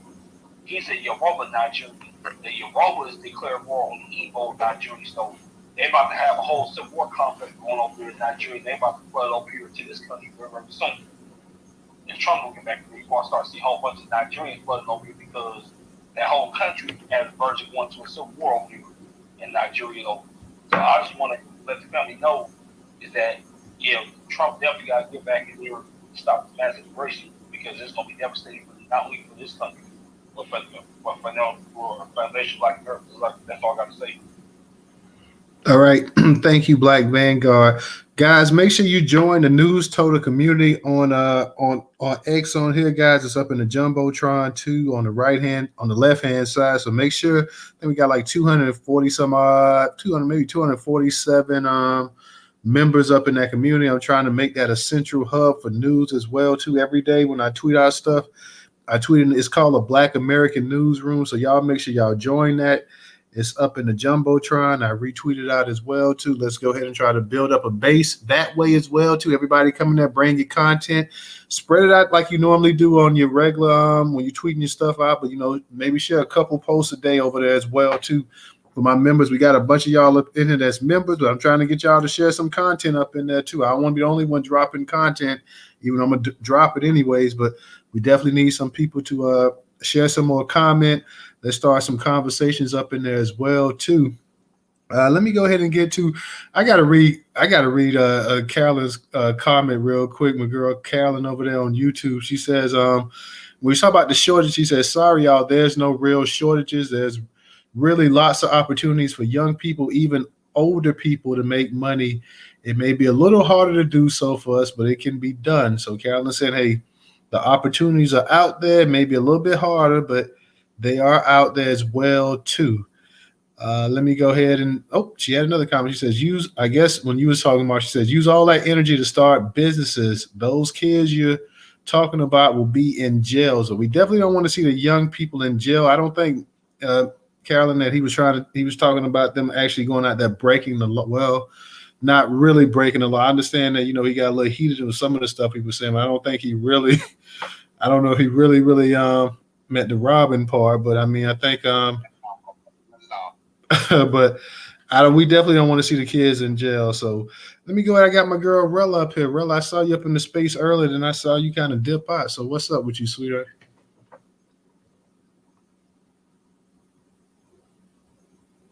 Rella. Don't tell me Rella's done left. I'm here, Newstoter. I'm sorry, I'm in the store. You want me to come back to you? Yeah, if you can. It looks like I'm the only one next that's up to speak unless somebody else is after me. But yeah, if you can. That's fine. Well, we'll try. We'll try to. We'll get back to you. We'll let you go ahead and do what you got to. I'm getting a couple of things. Okay. I'm getting healthy stuff, DJ. When you get ready to come back on, just raise your hand so we can go ahead and we can know if you want to give a. I want to hear what Mark got to say. Mark, go ahead and unmute your mic. Yeah. Hey, bro. Look, it's time that we organize all across the country, to save America from the Democrat Party's allowing these immigrants to conquer these cities where we are.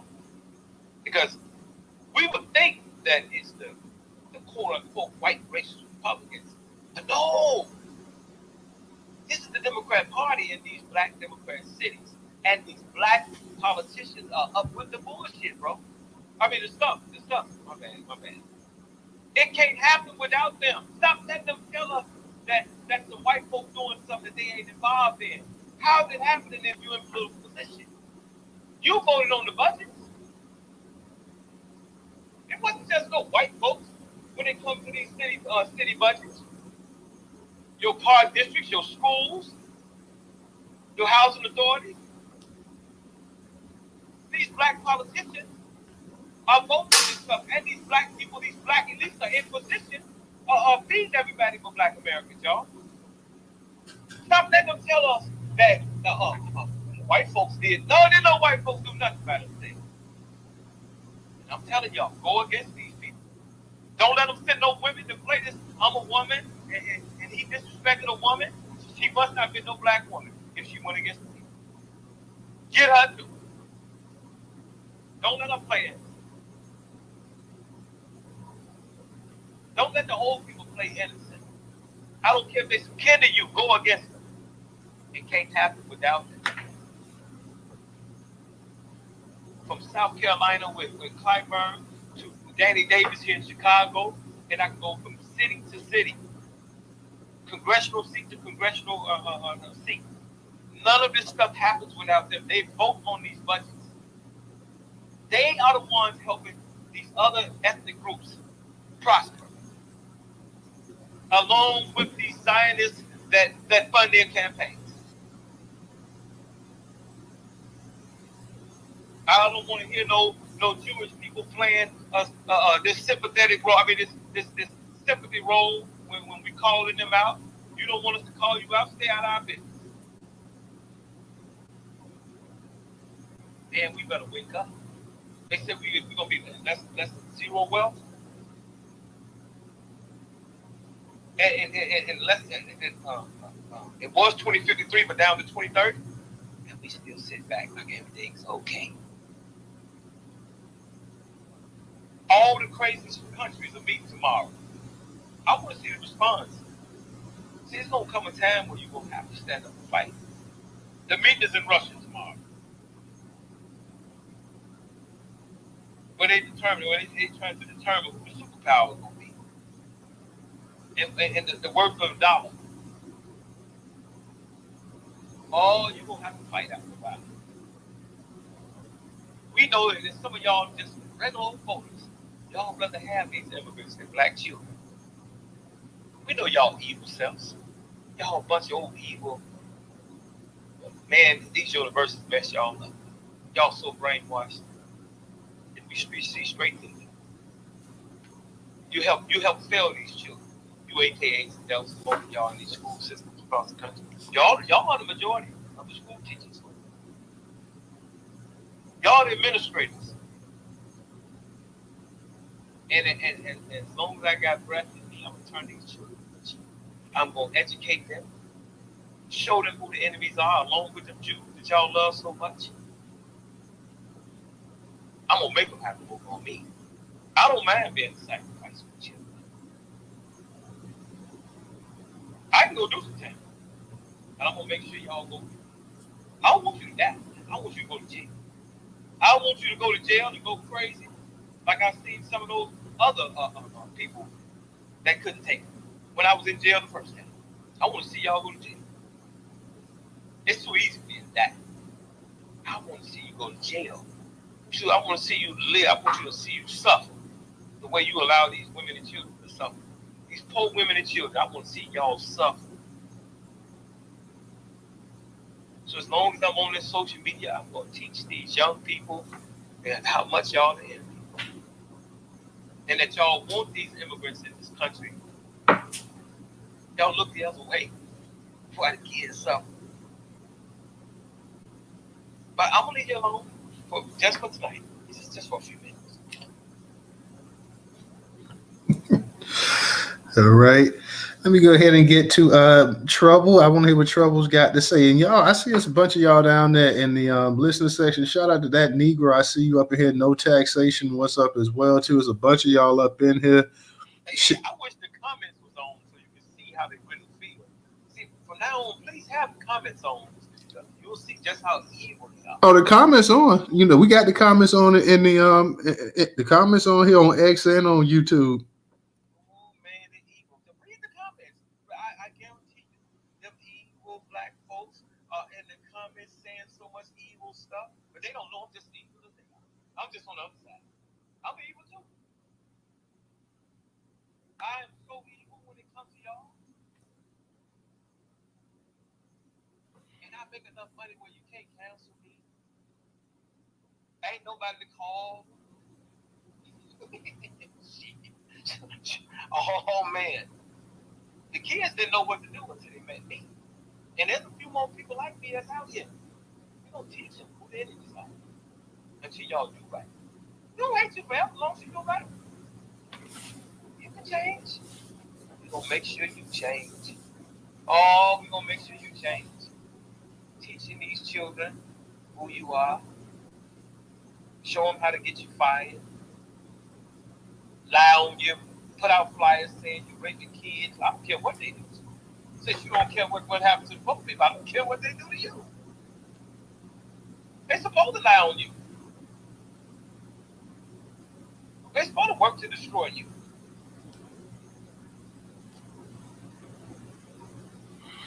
All right. Let me go ahead and get to my girl Trouble. Trouble, what's up? I know you got something to say. Hey, I just wanted to say that I agree that we have to look at the black people who are inside the legislation who are also making moves, because it's my position that the majority of those who are inside of the Congress, whether it's state Congress or whether it's the whole nation, congressional people, state by state as well, everybody is complicit to a certain degree at this point, and that would include the black folks. Anybody telling you that it's just the Democrats and not the Republicans as far as what's going on in this nation is somebody who has their own agenda. It is not just Democrats. It's the goddamn Republicans too. Excuse me for cussing. And I'm so tired of people who straight out here for I want Trump, I want Trump. You know, with this narrative that it's just the Democrats. I live in a red state. I've got 35 Democrats inside of the House of Representatives and 15 inside the Senate. Those who are making the decisions inside the state of South Carolina are Republicans. The Democrats don't really factor in. They got a little something, but it's mostly the Republicans. Okay? I live in the Met. Here in the capital of the state, my kids' schools have been overrun with immigrants. That ain't Democrat doing. That's a Republican doing. In my community, every time somebody black moves out, a Mexican or a white person moves in. That ain't the Democrats doing, that's the Republicans doing. Every time I go to a business in my community and that business needs work, I see nothing but Ukrainians and Venezuelans doing the work. That ain't the Democrats doing, that's the Republicans doing. Let's quit playing this goddamn game where we keep trying to put it on one party and try to act like it's not a duopoly, it's not a two-party system. That's where we mess up as a people. It's where we want to vote for somebody so daggone bad because we feel like in our hearts that that person is so much better than the other party that we trick ourselves into believing they ain't the same two-step as the other one is. That's the 52 fake out. You keep trying to run game on your own people. Cut it out. Cut it all the way out. I need you to stop doing that. You want to vote for Trump? Vote for Trump. I don't care. I really don't. I don't care. I'm through telling people how to vote, how not to vote, who to vote for, what to look for. You got to use your own brain at some point in time and realize that both of them is feeding you, soy sauce. There ain't no meat on it. There ain't no meat. It's imaginary. You thinking you eating some lobster meat, and it's that imitation meat, and both of them serving it to you on a dirty platter. They come at you in different ways. The Democrats sneaky. The Republicans come straightforward, but they still hit you with language that if you ain't paying attention to the language, then I'm so sorry for you. You can't tell people who live in a red state who's watching their community change every day. You can't feed me no lies about the Democratic Party because I see who's doing it. I heard Mia McLeod when she left the Democratic Party. Why she left the Democratic Party? Because the Democrats was conspiring with the Republicans to disenfranchise the black vote. Yeah, you got big heavy head people, big water head people like Jim Clyburn doing the worst. But he's doing exactly what these crackers around here let him do, because if it wasn't for these crackers around here allowing him to do what he do, he couldn't do what he did. But I just came to say, y'all not gonna keep trying to feed our people. Oh, it's the Democrats. Hey, no, it's both of them. And if you're not talking about both of them, what you talking about? See, I need one of them Sinetta bombs. Like, I need trouble just came in like. I need one of them Sinetta type bombs right there, because they both. I mean, let's be for real. We talk about white supremacy and their bosom buddies here. Both of them. One may be, I don't know if one's any worse than the other, but they both full of you know what. I know that much. But my girl Trouble. Don't forget the news media, Hydra. Yeah, them too. But man, let me say this right here. Let me say this. Because see, I don't double talk. I said exactly what I said. I said, you don't live in no Republican city. You might live in a Republican. Are we going to the hands? Excuse me. You don't. I got you. Hold on, Rella. You live. My mayor is a Republican. Now check that. Excuse me. Charleston and those places are not Republican cities. I don't live in Charleston. I said I lived in the Met, and I got a Republican mayor, and I got a Republican governor. You don't tell me about my Get out the white area. Get out the white area. I ain't got to get where the hell I don't want to get in the black area. Give me some more tips out. Okay, real quick. I'm gonna let y'all have a back and forth. You better shut the whole hell up. Talk about where somebody. Okay, we're gonna let y'all go and get it in real quick. But Trouble, let Mark finish, and then I'm gonna let you, and then I'm gonna get to Rella as well too, because I know she had her hand up next. So I got to get to Miss Rella. But go ahead, Mark. Mark was finished. One thing about it, I ain't no Democrat or Republican. And if you listen to what I said we're gonna run our own candidates. Okay? But I ain't let no black woman come in the room and play no games with me. I don't care about you being no black woman. I know you ain't voted for nothing but the ability to kill. Find me a black man so I can talk to, because you ain't no black man. You a cracking, chocolate covered face nigga. I didn't cut you off one time. I listened to you run off with the mouth like y'all did. You know what I'm saying? But see, one thing about it, I'm very clear on what I just said. Very clear, crystal clear. Okay? And you got your head up the white man's ass. That's been very clear. Hold on, real quick, Trouble. I'm gonna let you go. Excuse me. We live in majority black cities with Democrat mayors. Don't tell me about those states. I said the city. And them immigrants knocking y'all up. Trouble, I got you. Hold on, real quick, Trouble. I'm gonna get to you. I'm gonna let you go ahead. I don't know why this thing keep unmuting. Trouble, let Mark go ahead real quick, and then I'm gonna let you go ahead and respond to. I promise. So just go ahead and stay on your microphone for me. Let him finish, and then I'll let you respond. Go ahead, Mark. I don't know if this thing double muted or not, but see, one thing about it is, you know what I'm saying? See, all y'all black women that don't know y'all place, I'm here to put you in. I'm here to deal with you where you need to be dealt with. You can't play with me. Now, dude, so I don't care if you're a black woman. I got you, Trouble. I got you. Excuse me. Let me finish what I'm saying, and then you respond. Because I don't think Nigga just told us we need to have our kids going to jail, and now black women don't. Okay, I'm gonna say it again because I'm gonna go ahead. I'm gonna control the room because now I'm gonna tell everybody to go ahead, stay on your mic. I'm gonna let Mark finish, and then I'm gonna let Trouble finish, and then I'm gonna go ahead and I'm gonna let Rella lie. I see you sticking your thumb down, so I don't know if that's at me or not, but whatever. But I'm gonna go ahead. I'm gonna let Mark finish, and I'm gonna let Trouble get hers in. Let Trouble say what she needs to say as well too, and then I will get to you, Rella. I don't need anybody coming off the mic anymore. Okay, go ahead, Mark. Mark, real quick. I'm gonna. One thing about it, they want to talk about one side when it's convenient. You ain't been vote for one side. Just stick to the topic. Shit. God. And that's the. Oh, you got cursing. I'm gonna say it again now. I'm just gonna start dropping speakers down. Okay, let him finish, and then Trouble. I want Trouble to finish. I don't need anybody else to come off their mic. I'm telling them, let him finish so Trouble can finish. Let me say something, just 2 seconds now. Yeah, y'all can't go back and forth like that because we can't hear what the hell y'all saying. One person say something like Newstoter said because he's controlling the room.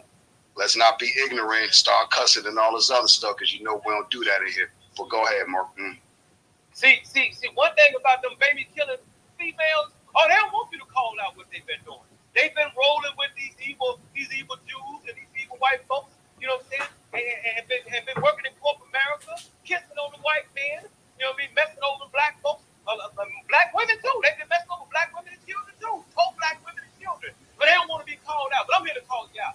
I didn't say nothing about no state. I said we live in majority Democrat cities. I know exactly what I was saying. I don't want to hear nothing about the state. I want to hear about the cities. In every single one of these Democrat cities, you got school budgets, you got city college budgets, you got water reclamation budgets, park district budgets, and you women been in power right along with them Jews, and you sissies been in power, and some of you elitist black men, and y'all been messing over the poor black people. You know what I mean? So I ain't no Democrat or Republican, but I'm very clear on what exactly what I just said. Very clear. I know that Tom down there in South Carolina, from Clyburn to State Senator Jackson down there, with the church over there, where they caught him stealing all that money that he said that he was going to get for the poor people. So you can't play that old woman stuff when it's convenient with me. I don't respect none but black women. You black females, you don't get no respect for me. You feminists, I don't have no respect for you. And you can be scared to me. And this ain't just for you as a female. I don't respect no black men, black males that's messing over people. I don't care what university you went to.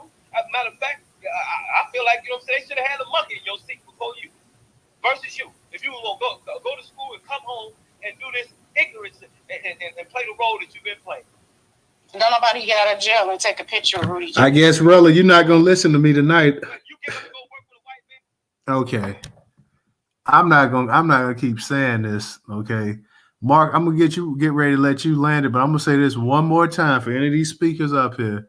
Don't come off your microphone till I say so, because I'm not trying to have 4-5 people talking at one time. It's hard enough to hear 2 people going back and forth. So I'm gonna let Mark. I'm gonna give you about 50 seconds to wrap it up, and then I'm gonna let Trouble respond as well too. But I'm telling all of the speakers up here, and I'm talking to the ladies as well as the men as well too. Stay on your microphone, okay? Go ahead, Mark. Go. Put your thoughts down in the comment section too, so go do that. You can come on YouTube and put your thoughts in there if you can't hold yourself. But go ahead, Mark. Mark, are you finished? I said I'm gonna end this one to the woman that spoke. You get up every morning to go work for a white racist, and you don't have no problem with it as long as you get that check. You don't have no problem working with that white racist. So if you see me with the Ku Klux Klan, just know it one thing: I'm still a black man and stand on business. But you going there and work for, or do business with the white folks, you know what I'm saying? So it ain't no different than me going beef with them. Okay? All right. I ain't gonna let you double talk and play games with me. You know what I'm saying? Your boss the racist. He should give you your check next week with the Ku Klux Klan outfit on, and I guarantee you gonna extend your hand and take that check. All right, Mark. Let me get the trouble. Let me get the Trouble now, and let me say this while Trouble's speaking. Let Trouble go ahead and finish too. We don't need nobody. Mark, stay on your phone. Okay. Yeah, I'm just telling, and I'm telling the other speakers as well too. Don't cut in, don't chime in as well too. Let Trouble, because Mark will address something to her, so let her go ahead and address him as well too. So Trouble, go ahead. You got the mic. Okay, so I don't know how we got on the subject of feminism and black women and A, B, and C, but you really got to pay attention to these peg-legged, slew-footed, massa-loving, chocolate-covered niggas when they speak, because they speak with a folk tongue. They speak with that. You gotta really pay attention to the direction in which they going when they veer off the subject, because I don't know how we delve into black women and old black women and y'all running things and y'all are this and y'all are that. Watch these demons, okay? How we get there, baby, let me tell you something. For the last 20 years, I've been running my own business, okay? I work for myself. I don't work for no cracker, honey, okay? I don't get up thinking about a cracker. I don't need to sell my products to a guy's darn cracker, okay? Most of my sales and my businesses come from Negroes. Thank you very much. I don't need you to tell me nothing about that. You don't know nothing about that, which lets me know you don't know ish about ish. Get your head about Trump's orange saturated behind. Okay? You got your head so... Oh, I'm sorry about that, Trouble. Go ahead. You got your head so far up that man's behind, brother. It's no wonder you sounding crazy up in this space right now, because you can't breathe. Your mind is full. You're delirious. Okay? What I said was, you can't tell me about where I live at. I live in a Republican-run city, a Republican-run state. And you're not going to just blame the foolishness that goes on in this country on Democrats. I'm not a Democrat or a Republican. Both of them are complicit when it comes to the denigration and everything that happens in Black America. They work hand in hand. But what I'm saying is, if you can't be honest about that, then you shouldn't speak. You should be quiet. Because that means that you have an agenda. You went and you feel so special, Mark, because you went and you met with Trump. Or Trump's people, rather, because you never really did meet with Trump. You took a picture with Rudy Giuliani, so you're feeling a little bit special because you got the Negro treatment. You didn't get to talk to the man himself, and if you did, he barely looked your way. You know, gave you a little bit of nod, and you was feeling like a little school girl. Got you feel a little jiggy that you could come out and now get online and wag your fingers at black people because you feel like you're doing something so big, so revolutionary that you could come talking about, oh, your children is going to be this and your children is going to be that.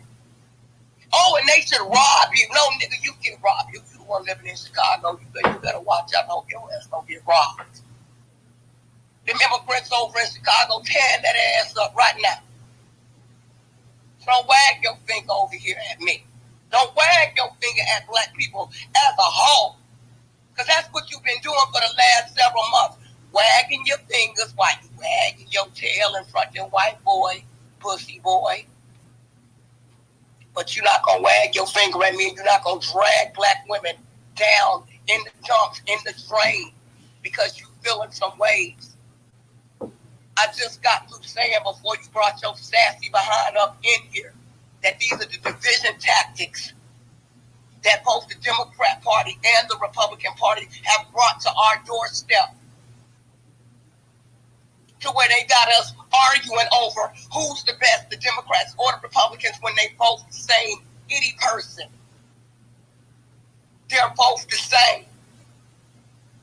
It's the division tactics of black man and black woman, and we so are busy arguing with each other that we're not seeing the pictures to take out, because they seeing fools like you into our spaces to disrupt it and keep the division going. You think I don't see you, demon? I see you. And I pour olive oil all on the top of your head. I plead the blood on you. Hallelujah. Praise. Something's wrong with you when I land right there, Sorella. Get it in. Sucker. Righty. Wait a minute, hold on now. You just prayed for that man, then you gonna call him a sucker. Come on. Let me go ahead and get to I'm gonna get to Rella, and then I'm gonna get to no taxation too, because she's a new speaker as well too. So Rella, go ahead and unmute your mic. Are you there, Rella? Nah, she don't want to get my fried chicken, so Okay. she can't speak. Go ahead. You might be checking out at the register. I don't think Rella. Right, Rella. Rella must not be there right now, so we'll come back to her. Let me go ahead and get to no taxation. No taxation. Go ahead and unmute your mic. Thanks, News. I'm gonna just go straight into it because such an ugly stuff being said that we just really don't need. We can't preach unity and then drag each other for filth and talk about each other like dogs. We need to save all of that for the enemy. And who's the real enemy? So think of that. I came up here to say that, and I came up here to say something else about, you all call it two wings of the same bird, same, both sides of the same coin. And I'm going to tell you why you're right. Y'all know who my daddy was. Presidential appointees, appointments, presidential appointments. Only the president would give him his job. Nixon, Ford, and Reagan. And my mother was a staunch Democrat. Made sure my daddy funded people like Dr. What's-her-name over there at the Children's Defense Fund. Black woman concerned about black kids. Okay? So I've seen it all. I've heard it all. And I was raised in the game. Period. And I'm here to tell you what my daddy told me. I was probably late teens, early 20s, running the streets in D.C. That's when D.C. was still Chocolate City, see. Black folks was getting money. Back in the day, Muko, we going way back now. See, when Chocolate City was alive. You know what my Republican father told me? The one who only received presidential appointments. Nobody else could give him a job but the president. And they called him the fire chief in Washington, D.C. because he put out fires. I said, Daddy, what you gonna do if the Democrats come in and you don't have a job? You know what he told me? He said he just gonna turn the picture over. You know what that means? That means whoever is next in charge, party, period. Both owe, period. Never forget it.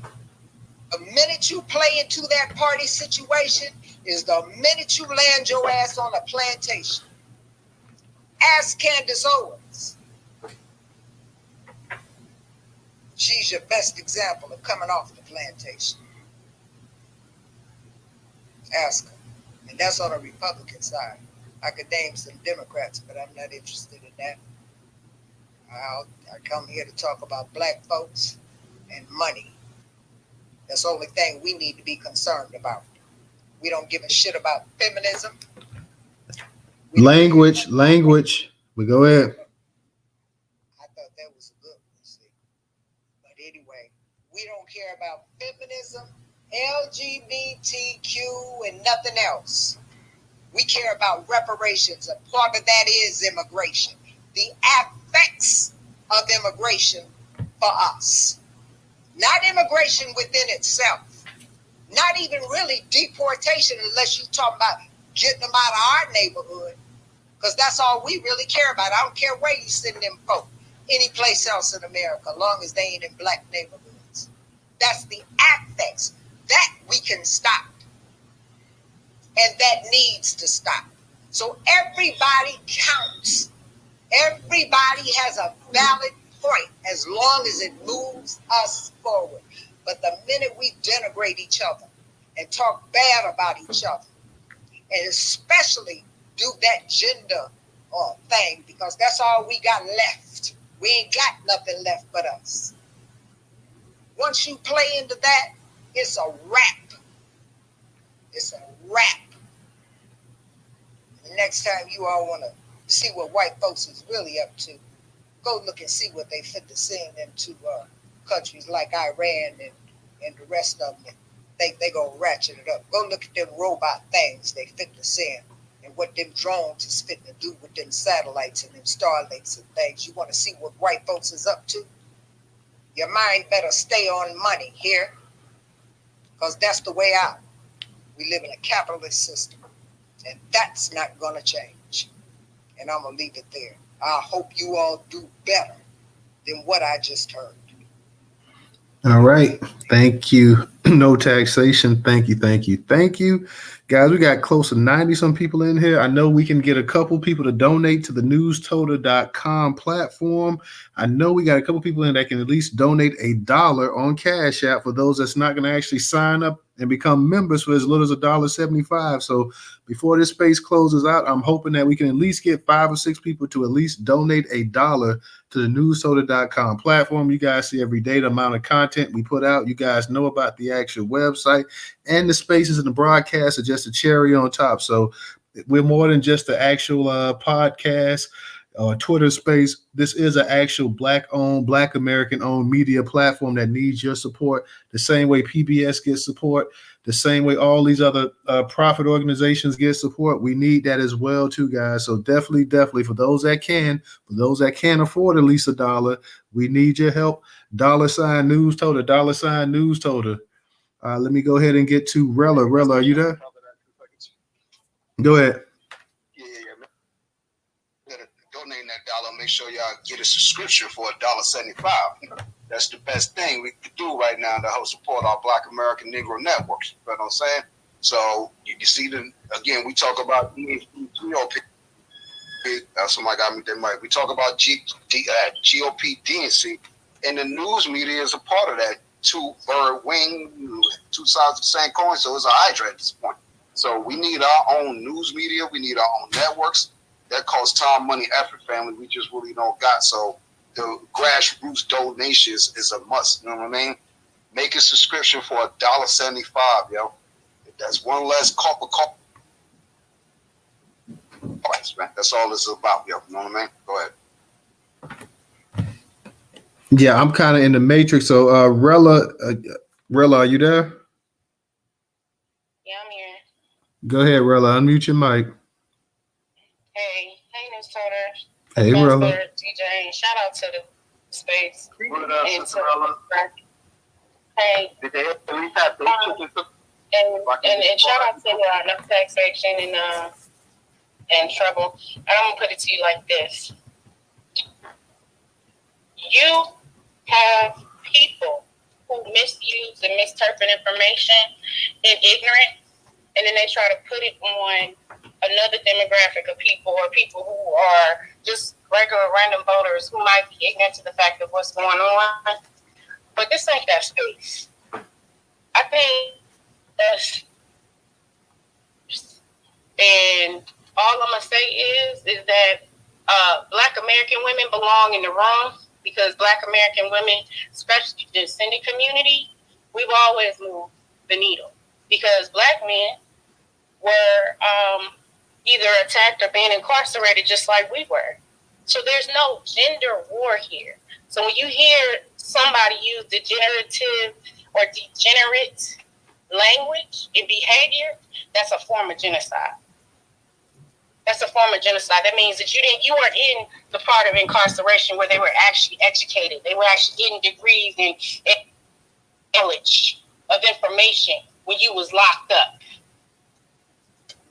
So you come on this phase in this room where we're talking about educational stuff to actually educate the public, and it's recorded for people to re-hear the information, and you picking fights with the descendant community. Take that to Luke's space. Take that to them white people spaces when you in there, and you do that with them. Why are you doing that with us? What is your need? What kind of spirit you got in you that you want to start a fight with your own people in a space where we've been about this? You in the same boat we in. Y'all trying to flip Chicago red, not Illinois. You trying to flip Chicago. That's not the whole state of Illinois. But you trying to tell somebody else what to do in their area when you ain't got no balls to go down there to South Carolina? I've been. Took my last and will spend my last for my people. That doesn't make me any more or less valuable to the movement. But I will never, ever, ever, ever tell my people to have my kids go and rob them because we in something that we've been all putting our heads together to figure out. What kind of sickness is happening? I rebuke that. And I always have this conversation and argument with somebody who talking about we ain't got time to be telling nobody about history, but then he'll speak out the next side of his gosh darn neck and want to run down. Let me go ahead, because X is kind of messing up, guys. Hold on 1 second here.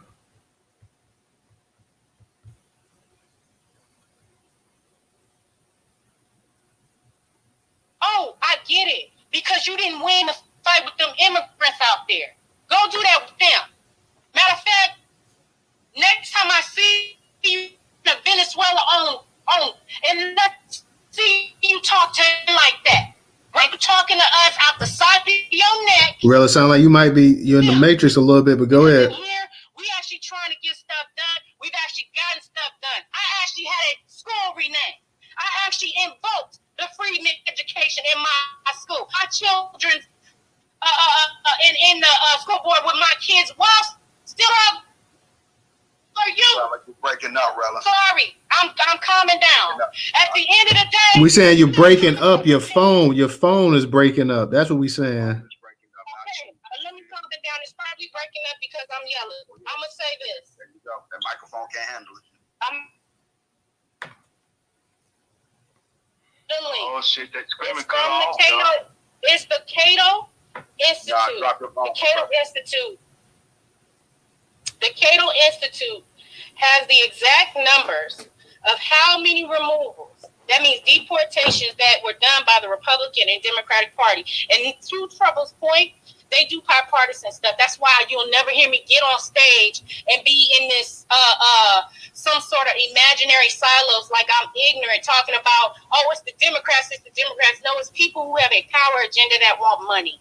And they belong to these parties. And on top of that, they actually flip parties because Joe Manchin and the other guy, they were Republicans who decided to go Democrat and play the game. You know what they did? They made sure they ran interference on the Democratic side, but they flipped parties. And see, when they don't win their seats, they go to another party, and then they run their people. That's the play of the chessboard. But you'll get somebody up in here talking about something. I want to vote for Donald Trump. Vote for Donald Trump. Vote for Kamala if you want to.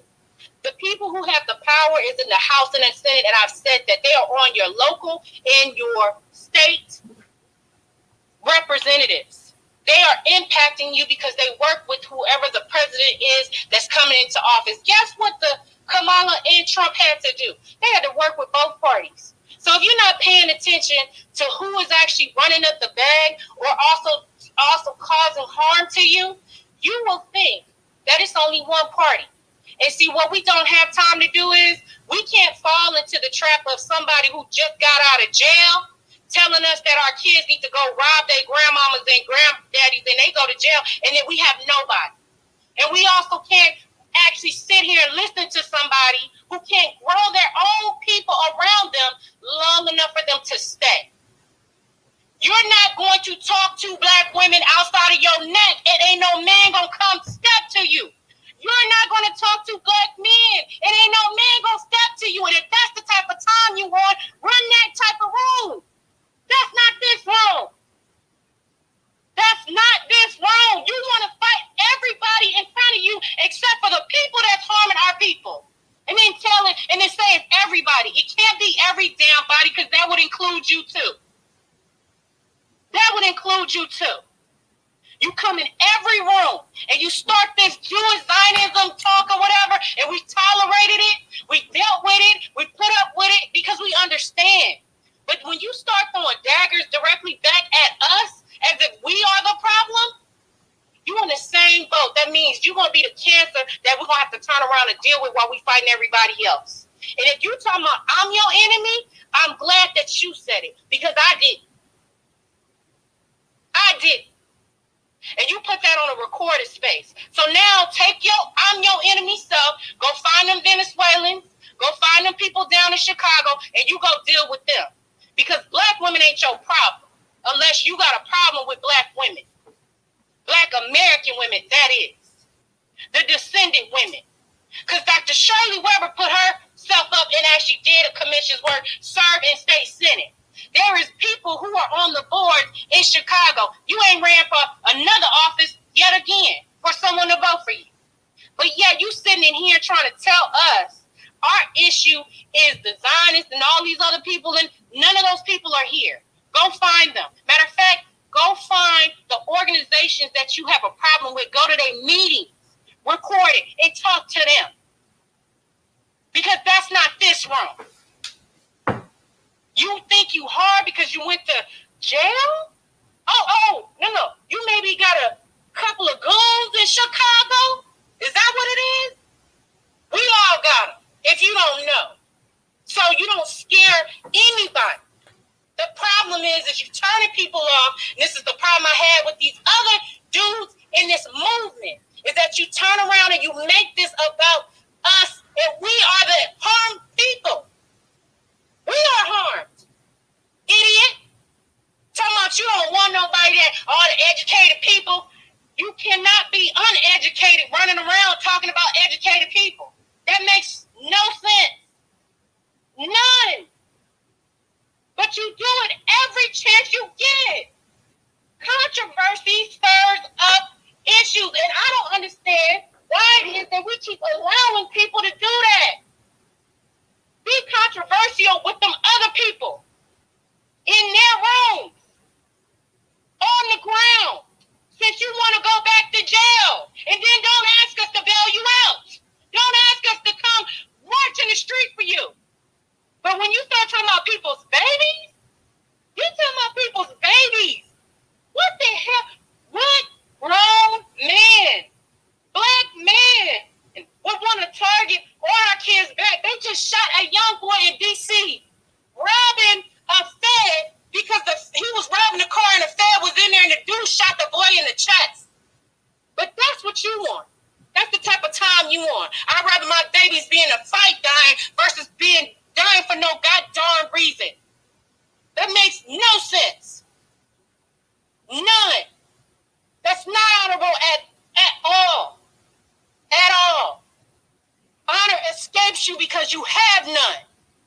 Period. And then you up here talking about black women and shit. I'm sorry to Newstoter. You're talking about someone that gave birth to you. You don't know none of us in here just from these spaces. Don't know what nobody is, who they family is, and apparently you don't care because you said you go back to jail. You keep it up, and jail is not where you're going to go. You're going to see Jesus. That's where you're going to go. And apparently you don't care for that, but the rest of us do. And the rest of us care about our men, our young boys who are being lynched.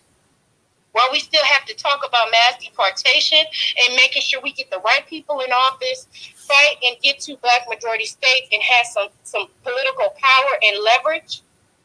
That's what we do in this space. That's why Newstoter is Newstoter.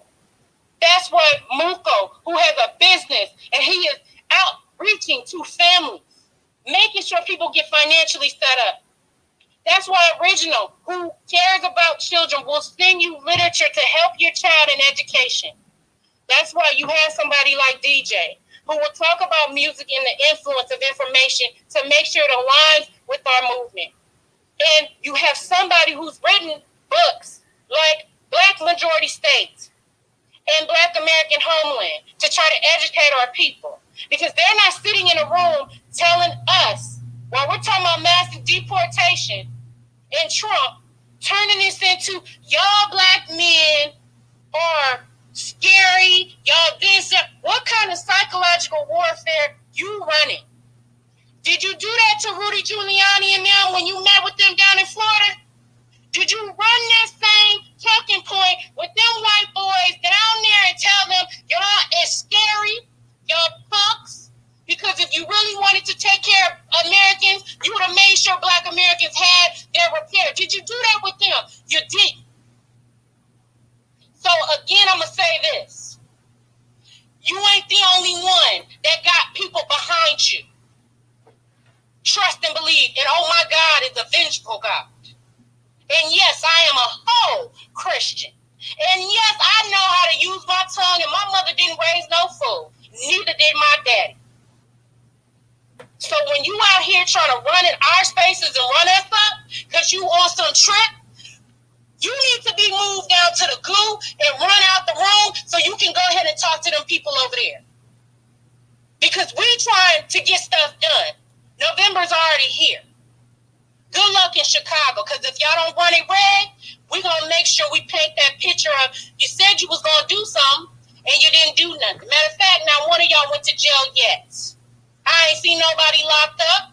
I haven't seen any of those beautiful black women that's been on the front lines down there in Chicago at the meetings, put in handcuffs, and they still using their voices. Where are you at?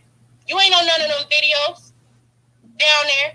You didn't run up on that Mexican dude that told the elderly that our time is up. But you want to try to run us on down every chance you get when you get a chance to get on spaces. My phone works just like yours. I pick it up just like you do. So I'm going to say this to my brothers and sisters. Y'all keep working and you keep educating everybody that you can and bring them along. Everybody can't go, and it's not because we don't want them to go. They going to trip their own stuff up. And sometimes you ain't got to say nothing. You just sit back and watch. Because people out here thinking that they running stuff because they've been around so long that they didn't even realize they become the same cancer that they talking about fighting against. And I'd be daggone if I see any of my young babies, girls and boys that are coming up missing daily. I post about them, Newstoter. We don't even have a space about that. I post about our children and men and women going missing, ain't being found, not nowhere. And you got somebody telling us that our babies need to go ahead and rob us blind. We deserve everything we get. Well, we got you, and you see how that's working out. So again, good luck in Chicago. But don't you dare fix your mouth to tell me about Virginia. Don't tell me about another state, because you ain't here. You ain't even here to protect nobody. So you better protect the women in Chicago, like you talking all that big talk out your mouth because we own spaces. All right. Thank you, Rella. We go ahead and land it there. The space I'm kind of taking a whole nother turn right here. Yeah, it took another turn, Toto. Oh, DJ boy. gonna do a second space, by the way. We are gonna do part 2. Oof. Well, let me turn it back. Hold on real quick, no taxation. Let me because I want to get to we got a new speaker up here, Christian, and I'm gonna get the Mark too, because he's had his hand up for a while, and I'm gonna get to you. I see somebody left a comment. King Tremaine says another brother should be allowed to speak to this. King Tremaine, I don't even see you up in the space. So if you want to come up in the space and speak, come on up here and request a microphone, because I do not see you up in here. Do y'all see a King Tremaine trying to request a mic or anything? Rella, mute your mic for a second. Sorry.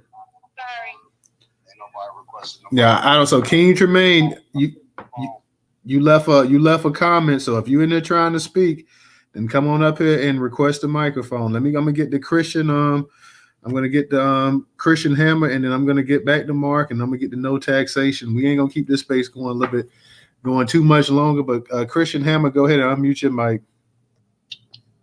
Yo, what up, fam? Always good to hear from you, Newstoter. And everybody else in the space too. We see some great names. I'm looking forward to hearing some of you guys speak pretty soon. Love it. But I have a couple of things I want to run past you real fast. Number one, because I have a lot of African friends, I have tons of them, in fact, and we talk all the time. So some things I want to run past you. Number one, when it comes to the mass deportations that we all have our fingers crossed for with Donald Trump, it's simply not going to happen. There's too many special interest groups. He's already going against some of the 3-letter alphabet organizations, and he's not going to want to make another huge enemy when it comes to the top business class. He's not going to deport the millions upon millions, the tens of millions of illegals that we want him to, and we cross our fingers and hope he would do. We have to be realistic. We have to be grown up and understand that these people are here, and they are here to stay for the most part, even though it's not to our liking. These Democrats have done a number on us. They had an agenda, and they've been pushing forth that agenda. It's as simple as that. Now, regardless of which way we would have voted, it still would have happened at some point, because this is their agenda. They've been forecasting this agenda for years already, and these guys aren't going anywhere. They're, as far as the narrative that's out there, they're hardworking. That's the narrative. They contribute to the society. That's the narrative. So whether that is true or not, it's going to be hard to get into the hearts and minds of people to demonize them enough for people to go along with a mass deportation program. Now, if there was a mass deportation program of black men, they'd be all on board, because we've been demonized in the media for far, far, far too long. Their minds have been conditioned to look at us in a certain type of way. We've been attacked. And you see this, and unfortunate for us, people don't really realize that game that's being played, that has been played for all of these years. They really do believe that P. Diddy is the monster that they're telling us he is, and R. Kelly is the monster before him that they're telling us that he was, and Bill Cosby before him is really the monster that they told us that he was, despite all the proof that says otherwise. And they don't see the play. O.J. Simpson before him, they really believe that he's just a monster, even though the mother's 911 phone call of Nicole Brown Simpson has been sealed by the judge for 75 years. So they don't want to look at, and there was multiple footprints in there that none of them matched his shoe prints and all of those kind of things. And Mark Furman, but they still, Michael Jackson before him. I'm trying to tell you that they have been socially engineered to hate a certain people in this country, and they don't even see the play. They don't even know how they have been brainwashed. So we have to deal with the reality that big business wants these people here. They brought them here, and they're not suing them. They're not going after these corporations or these big companies. They're allowing illegals to work at their farms and at their chicken processing plants and everything, and they're not going anywhere. It's a sad truth. Even though I too would want to vote for Trump for that reason, but I already know that's not going to be good enough reason, because it's not going to happen. let me get into the next thing I want to talk to you about. And that's, like I said before, I have a lot of African friends, tons of them. And these people truly believe in their minds that they get to decide who is Black American and who's not. Not the Black American gets to decide who is Black and who's not. They get to decide. This is what they believe in their heads. Sad as that is. And I talk to them all the time, and we go. I don't actually attack them. I don't hit them with a bunch of talking points or the things that I know from a lot of prominent spaces that we listen to. I actually don't hit them with a lot of that. I don't go into any racial talks with them. I leave it out for the most part. Sometimes I break them off and I hit them with a little something here and there, but for the most part, I really don't open up those kind of conversations with them. The thing is, they feel like they get to decide who is Black and who's not. But unfortunately, the way that they define who's Black is based on the eyes of the white man. They see life through the eyes of white people. If you didn't know, they believe in the one-drop rule. If it suits them, they believe in the one-drop rule. As ridiculous as it is, even though there are plenty of white presenting athletes and actresses, Nicole Richie comes to mind, and many others, basketball players and whatnot. And if that white presenting person, like Slash from the whatever band, I forget, Red Hot Chili Peppers, I don't know, where if he is white presenting and he's saying, I'm not Black, then you have to kind of take him for that. You can't just make him Black, but they don't look at that in the same way. They see it as, you're Black because we tell you are Black. That's how they look at it. But at the exact same time, the contradiction comes in where they won't say that a Dominican is Black because they're saying they're not, papi. And so Somali says, we're not Black and we are not African, we are not Jariz, then they accept that for some odd reason. But when we're saying the same thing, suddenly they don't accept it. When we telling you are an immigrant and you're not a foundation of Black American, they really, really hate that term because of it really exposes a lot. And so just to let you know, they feel like Kamala is Black as an example because they say so. Even though I point out that she's not, because her father does not identify as that. There is no African in her family for her to be such a thing. They argue back and forth. It wasn't until I put forth a video of Candace Owens that they changed their tune and said, oh, I checkmated them with Candace Owens. Not because of what I was saying. Christian, not to interrupt you, but we kind of getting a little bit off the topic here. Just about I know we've been doing that. I know we've been doing that for the last, like you say, 20 minutes. I'm trying to, but is it any? Yeah. Roger that. I totally understand 100.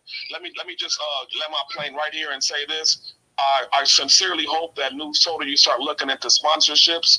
There's nothing wrong with going ahead and promoting Taco Bell or whomever for all the right reasons, okay? Hey, B1 family, thank you very much. Thank you, Christian. I appreciate you. And I shall be donating. Okay, appreciate that. Thank you. DJ Kite Productions, bro. Appreciate that. Let me go ahead and get to I'm gonna get to Mark. Let me give also Avenge the Ancestors did a super sticker over there on YouTube. So it says one love, brother. Newstoter in the room, be first. So shout out to you, Avenge the Ancestors. Let me go ahead and get to Mark. I want to go ahead and get but I see we got Marcel up here too. So I want to get Marcel up here as well too, and no taxation. And then we're gonna probably close this space out for the night. Mark, go ahead and unmute your mic. See, I learned a long time ago that dog that hollered was the one that was hit. My grandmama said, if they call you a bitch and you ain't no bitch, don't respond. Let's watch the language, y'all, but go ahead. I'm not cussing. I'm just saying, I'm using the example, right? See, one thing about our people, they don't like being called out. They don't hear nothing but what they want to hear. And I meant every word I said out of my mouth. Male, female, I don't care nothing about that. I don't care nothing about you getting upset about the truth that I'm speaking. Ain't just no white folk being nothing to our people by themselves. These black elites been right there all the time, all the way back to the plantation. If you don't like what I'm saying, but matter of fact, if I ain't talking, respond. But if I am, I meant every word I said to you. And make no apologies, and we'll say it again. And we'll come after you, destroy you. I don't care nothing about you being black. You must not be black if you do some evil stuff like been done to poor women and children. But I notice whenever, especially with y'all as black women, you don't hear nothing but he says about a black woman. I said something about black men and women. Did anybody not hear that when I said that about male and females? But I know you only hear about women because that's all you care about is women. That's why you only vote for women. That's the reason why you only vote for women's issues. You don't vote for no black agenda. You vote for the woman's agenda. And most of y'all vote for Kamala, not because you think she's black or whatever. You vote for because she's a woman. That's what you voted for. All that's a fact of what's going on. But again, I said male and female. And I ain't no Democrat or no Republican.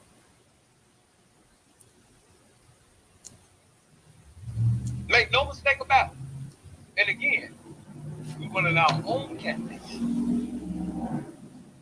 We say use Trump's campaign to then turn around and run our own candidates. Because the state level, the county level, the municipal level is where the money's going to come down to no matter who's in office. And when those monies make it to these cities, it ain't just no white folks that's still. It ain't just no white folks that need to go to jail. Some of you mammies and sambos should go right along with it. You mammies and sambos been with them crackers all the time. While they were failing our children, you were right there. You mammies and sambos was in government.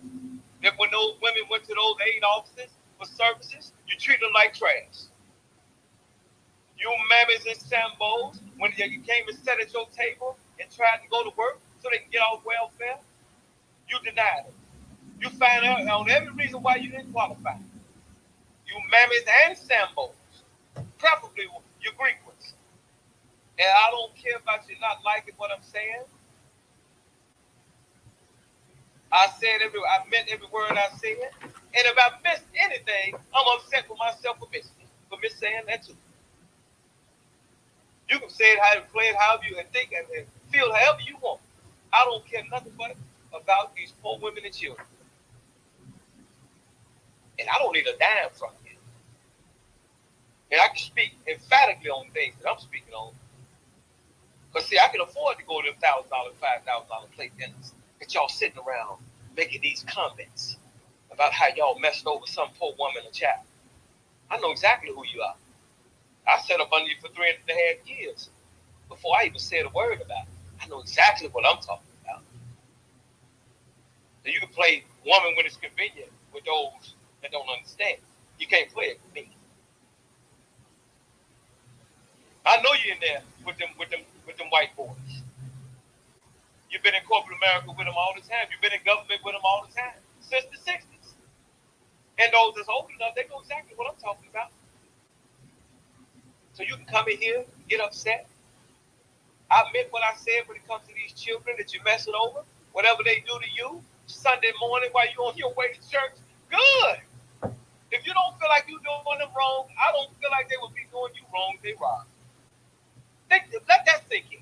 If you don't feel like what you're doing to these children is wrong, then why should I feel like I feel what happened to you? This stuff that's happened to these children not just happen because of no white folks. Who the hell y'all think y'all talking to? We talking to you. We talking to you. That's who we talking to. What did? Hey, Rella. Go ahead and mute your mic, Rella. I listened to every word you said out of your mouth. I didn't interrupt you one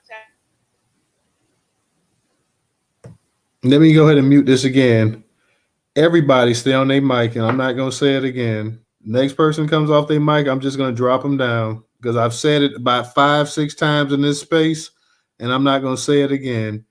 Because now it just get to the point that, hey, now people, I guess they feel disrespected, but now they said we're going to go in and we're going to disrespect the host as well, too. Because even though the host has said this and said it in the nicest way possible, we're going to go ahead and we're going to disrespect the Newstoter space. We're going to disrespect the host. We're going to talk over the host. We're going to do whatever we want to do. And damn if the host likes it or not, he's just going to have to go ahead and put up with it. But I'm telling you straight up right now, I'm telling this to everybody in here, be it man or woman. I'm talking about people who just came in for the first time and our usuals. Don't come off your mic. This space is going to close around about 11 o'clock. I'm not going to stay on here longer than that. DJ and Professor them can do their space afterwards. I'm not going to say it again. I'm not even going to say anything. The next person comes off their mic, I'm going to drop their ass right down the listener. I don't care who it is. We have an agenda war space. Go ahead, Mark, and finish up, and then I want to get to Marcel too. We ain't have no gender war. We talking about sellouts. We have a sellout versus the people conversation. And the sellout wants to play like, oh, he's talking about women. No, I'm talking about men and women. Yeah, that's still a gender war space, bro. I'm talking about samples and babies. Okay? It ain't just about no women. I'm talking about sellouts. I don't care where they come from. What side they on, gay or straight. I'm talking about them, and I ain't gonna never stop talking about them, never stop destroying them. I don't care. I don't lose a wink of sleep when I destroy one. My sellout uncle that's sat on the bench, giving people 70 and 80 years, you know what I'm saying, with no conscience. In the eyesight of God, he should have been on the other side of the bench with his evil self. And that's why he can't stand in front of me and have no conversations, but I embarrass him every chance I get. And this is my blood on. I ain't gonna let you say it's no gender war. It's sellouts versus the people. And the problem is we have never held these sellouts accountable on the level at which they should be held accountable. That's why they continue to do it. Because y'all make them special. Y'all talk about black people in public. Well, why is it okay to talk about poor black folks in the public? Standing with these mayors. How you think they mass incarcerated us as young people? You think it was just white folk did it? Newstoter, was it just white folks that did that? No taxation because you're older than us. You probably a little bit older than all of us in the room. Was it just white folks that did that? No. Was it just men that did it? No. Oh, no. And I'm going to leave y'all with this. The majority of the city council in Chicago, when this Irish mob boss daily messed over black people, the majority of the city council were black women, along with a few black men, that helped that Irish mob boss walk over and mess over women and children. Welfare reform was not passed just by no white folks. NAFTA was just not passed by white folks. Crime bill was not passed by just white folks. These black politicians, male and female, were up with it. Matter of fact, with all that stuff, that one that was talking about Tupac, where she was playing the motherly figure, when Tupac said, well, wait a minute, you telling me about the music that I'm making, but the same people that's releasing this music, aren't they funding your campaign? Oh, she hurry up and shut up then. Oh, she hurry up and shut up when he started busting it out that you was funded by the very people that make money off the music, all the disrespectful music that I'm making. Y'all not talking to anybody, you're talking to me. I'm a half of it, plus one. I live long enough to know exactly what I'm talking about. Let me get ready to land it, Mark. And I'm gonna end it. I'm not gonna let you play no. You a woman and you ain't saying. You know what I'm saying? Some women going to hate. So if God, you know what I'm saying, gonna hold you accountable, why the hell I can't speak on it too? All right, let me go ahead and get to Marcel. Marcel, how you doing tonight? I'm good, Newstoter. How are you? I'm doing pretty good. Hey, so I want to respond to Christian's comments about, it's never going to happen. it's just going to be the way it is. First of all, we've been hearing that as freedmen in this country since we've been here, since we built this nation. We were told that about slavery. We were told that it was never going to end. It's just the way it is. We were told that about Jim Crow. It's never going to end. That's just the way it is. Because Christian made a true point. This country has a vested interest in keeping freedmen to the bottom. So if anything was not going to change, it would have been slavery. It would have been Jim Crow. And we made it change. We abolished slavery. We ended Jim Crow. So when it comes to these illegals being here, I was not going to speak, but it really gets to me when people say, oh, they're here to stay, they're not going anywhere. That's contrary to our experience in this country. Because if anything this country wanted to keep, they fought a whole damn civil war over, was keeping us enslaved, and it ended. This country wanted to keep Jim Crow. Okay, like 89% of the country wanted to keep Jim Crow, 69 to 89%, and we ended Jim Crow. So I don't think any of us can really say that something's going to end or not going to end. We don't know that. There's actually evidence to show that this can end. This country has pretty much stopped all immigration before. In the 1920s, I might have it wrong, the 1920s, 1940s, you'll have to forgive me, I can't remember the exact decade. Immigration from Europe was at an all-time high in this nation. And because of fears of being invaded, America stopped all immigration, literally stopped it. Something that people thought then was never going to happen. Something that these businesses wanted then because they wanted to keep us to the bottom and not hire us, and America stopped it. And our wages went up. They went up higher than at any other time in this nation. So it's happened before. Even if we don't believe that they're going to deport all of these illegals, I do believe that if Trump gets in there, I do believe that he would really pursue stopping birthright citizenship. That's a very, very big damn deal. A very, very, very big deal. And as far as businesses go, you're absolutely right. The businesses are the reason why these illegals come here. They come here because these businesses and these politicians incentivize it. That being said, Obama and Trump, they both rated businesses left and right. Left and right. They were rating businesses that were hiring these illegal immigrants. And they were doing it repeatedly. They actually empowered ICE. Now, I can't stand Obama, but he was rating businesses. The issue with Obama, he was also letting illegals in and giving them protected status. So he doesn't get any credit. Trump was rating businesses and putting illegals out left and right. Trump also stopped 11 million non-immigrant visas.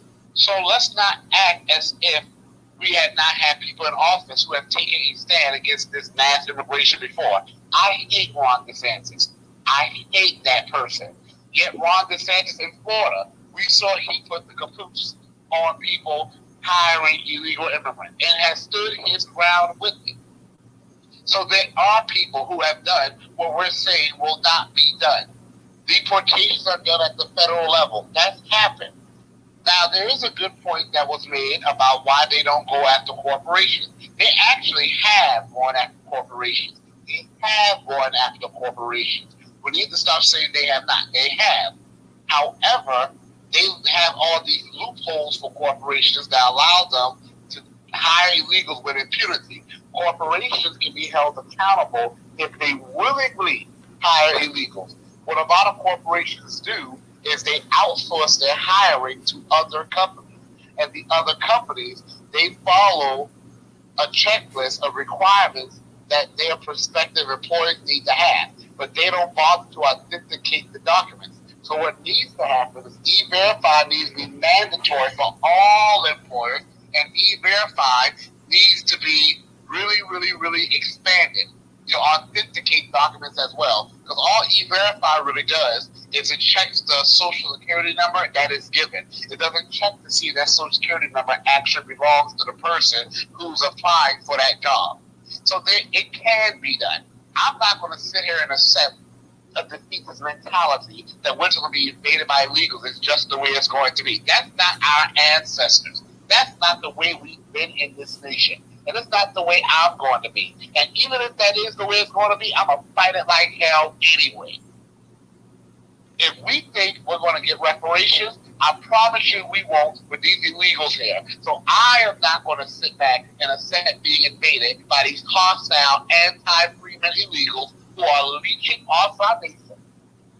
Because if our nation was ever to be invaded, the first thing those illegals will do is go somewhere else. They have no loyalty to this nation. They'll either flee this nation as fast as they possibly could, or they will join in with the people invading us. Those illegals are sending billions and billions and billions of dollars back to their homeland, while also being here and being given more resources and benefits than people like us who actually built the nation. So even if this was just the way it was going to be, I'm going to fight like hell to stop it any damn way. All right. Thank you, Marcel. Christian, I'm going to have to get to you another time. I'm going to let no taxation. I'm going to give you a minute because I'm closing this space out. And then DJ and them, they got a space. Everybody, DJ has a space coming up, a part 2 to this right here. So y'all can check him out with no taxation. I'm going to give you a minute because I need to go ahead and close this thing out. So real quick, go ahead and then I'm going to let you know if it's over that minute, but go ahead. Not you came to me and told me a minute after I said John. Anyway, Marcel brought up some valid points. And, if he's going to discuss it in DJ's space, I would really like to hear it. I found out that those Haitians in Springfield, Ohio, this is for Marcel and for everybody else interested in politics, they are considered a temporary protected class now. And so they sent for them. And so it's going to be interesting to see what they do with them. I suspect that the United States government will do what it's always done, kick the immigration issue down the road. They'll get rid of some, the ones that are causing trouble in neighborhoods, probably clean up some out of the prison system and empty those out and deport them. And Obama put them on a plane. Trump put them on a plane. I suspect they'll put them on a plane and get them out of here, like they always do. And America will be happy and won't speak about immigration again, like we always do. And I'm going to leave it there. Okay, real quick, I want to give a shout out to Miss Trigger and Ray for their contributions on Cash App. Christian Ham, I guess I'll give you 1 minute too, and then I'm closing it out, and then we go into the next. They go into the next space. That's my dog. I'm not going to take a minute, and I'm not going to refute anything that was already said. Bravo to all the speakers. But I just want to ask a question right now, and it is out of ignorance, admittedly, okay? Understand, I'm not a fool. I'm not some tether. I'm not an idiot. But this is a question out of ignorance. I know it's been asked before. It's not in bad faith. Here's the question. I want to ask about the 14th Amendment and birthright citizenship. Yes, I know we are not immigrants and all those things, but I believe at least that we are citizens by way of the 14th Amendment and birthright citizenship, which they've extended to the illegals or other people, other foreigners coming in, which they should not have done. I would love to see Trump get rid of that, but I am wondering how would that or how can that affect us? And we can answer that in DJ space, not an issue, but that is my question right there. Is there any danger when it comes to us in terms of ending birthright citizenship? That's the only question. Thanks a lot for the Space News Tour. Peace. Thank you, Christian. Yeah, that's a great question. Yeah, that's a great question for the next space. So, guys, we about to go ahead and end this one. DJ and Professor, they're going to go ahead and take over the late night space. We'll be back either tomorrow or Wednesday, guys. So I will definitely see you guys either tomorrow night or Wednesday night. I'll send out a reminder anyways, but peace, everybody. Be safe and have a good one. I'll start this space right now, but still give me a split second. I got to reset my phone. Adios. All right, this space, everybody. Peace. Yes, sir.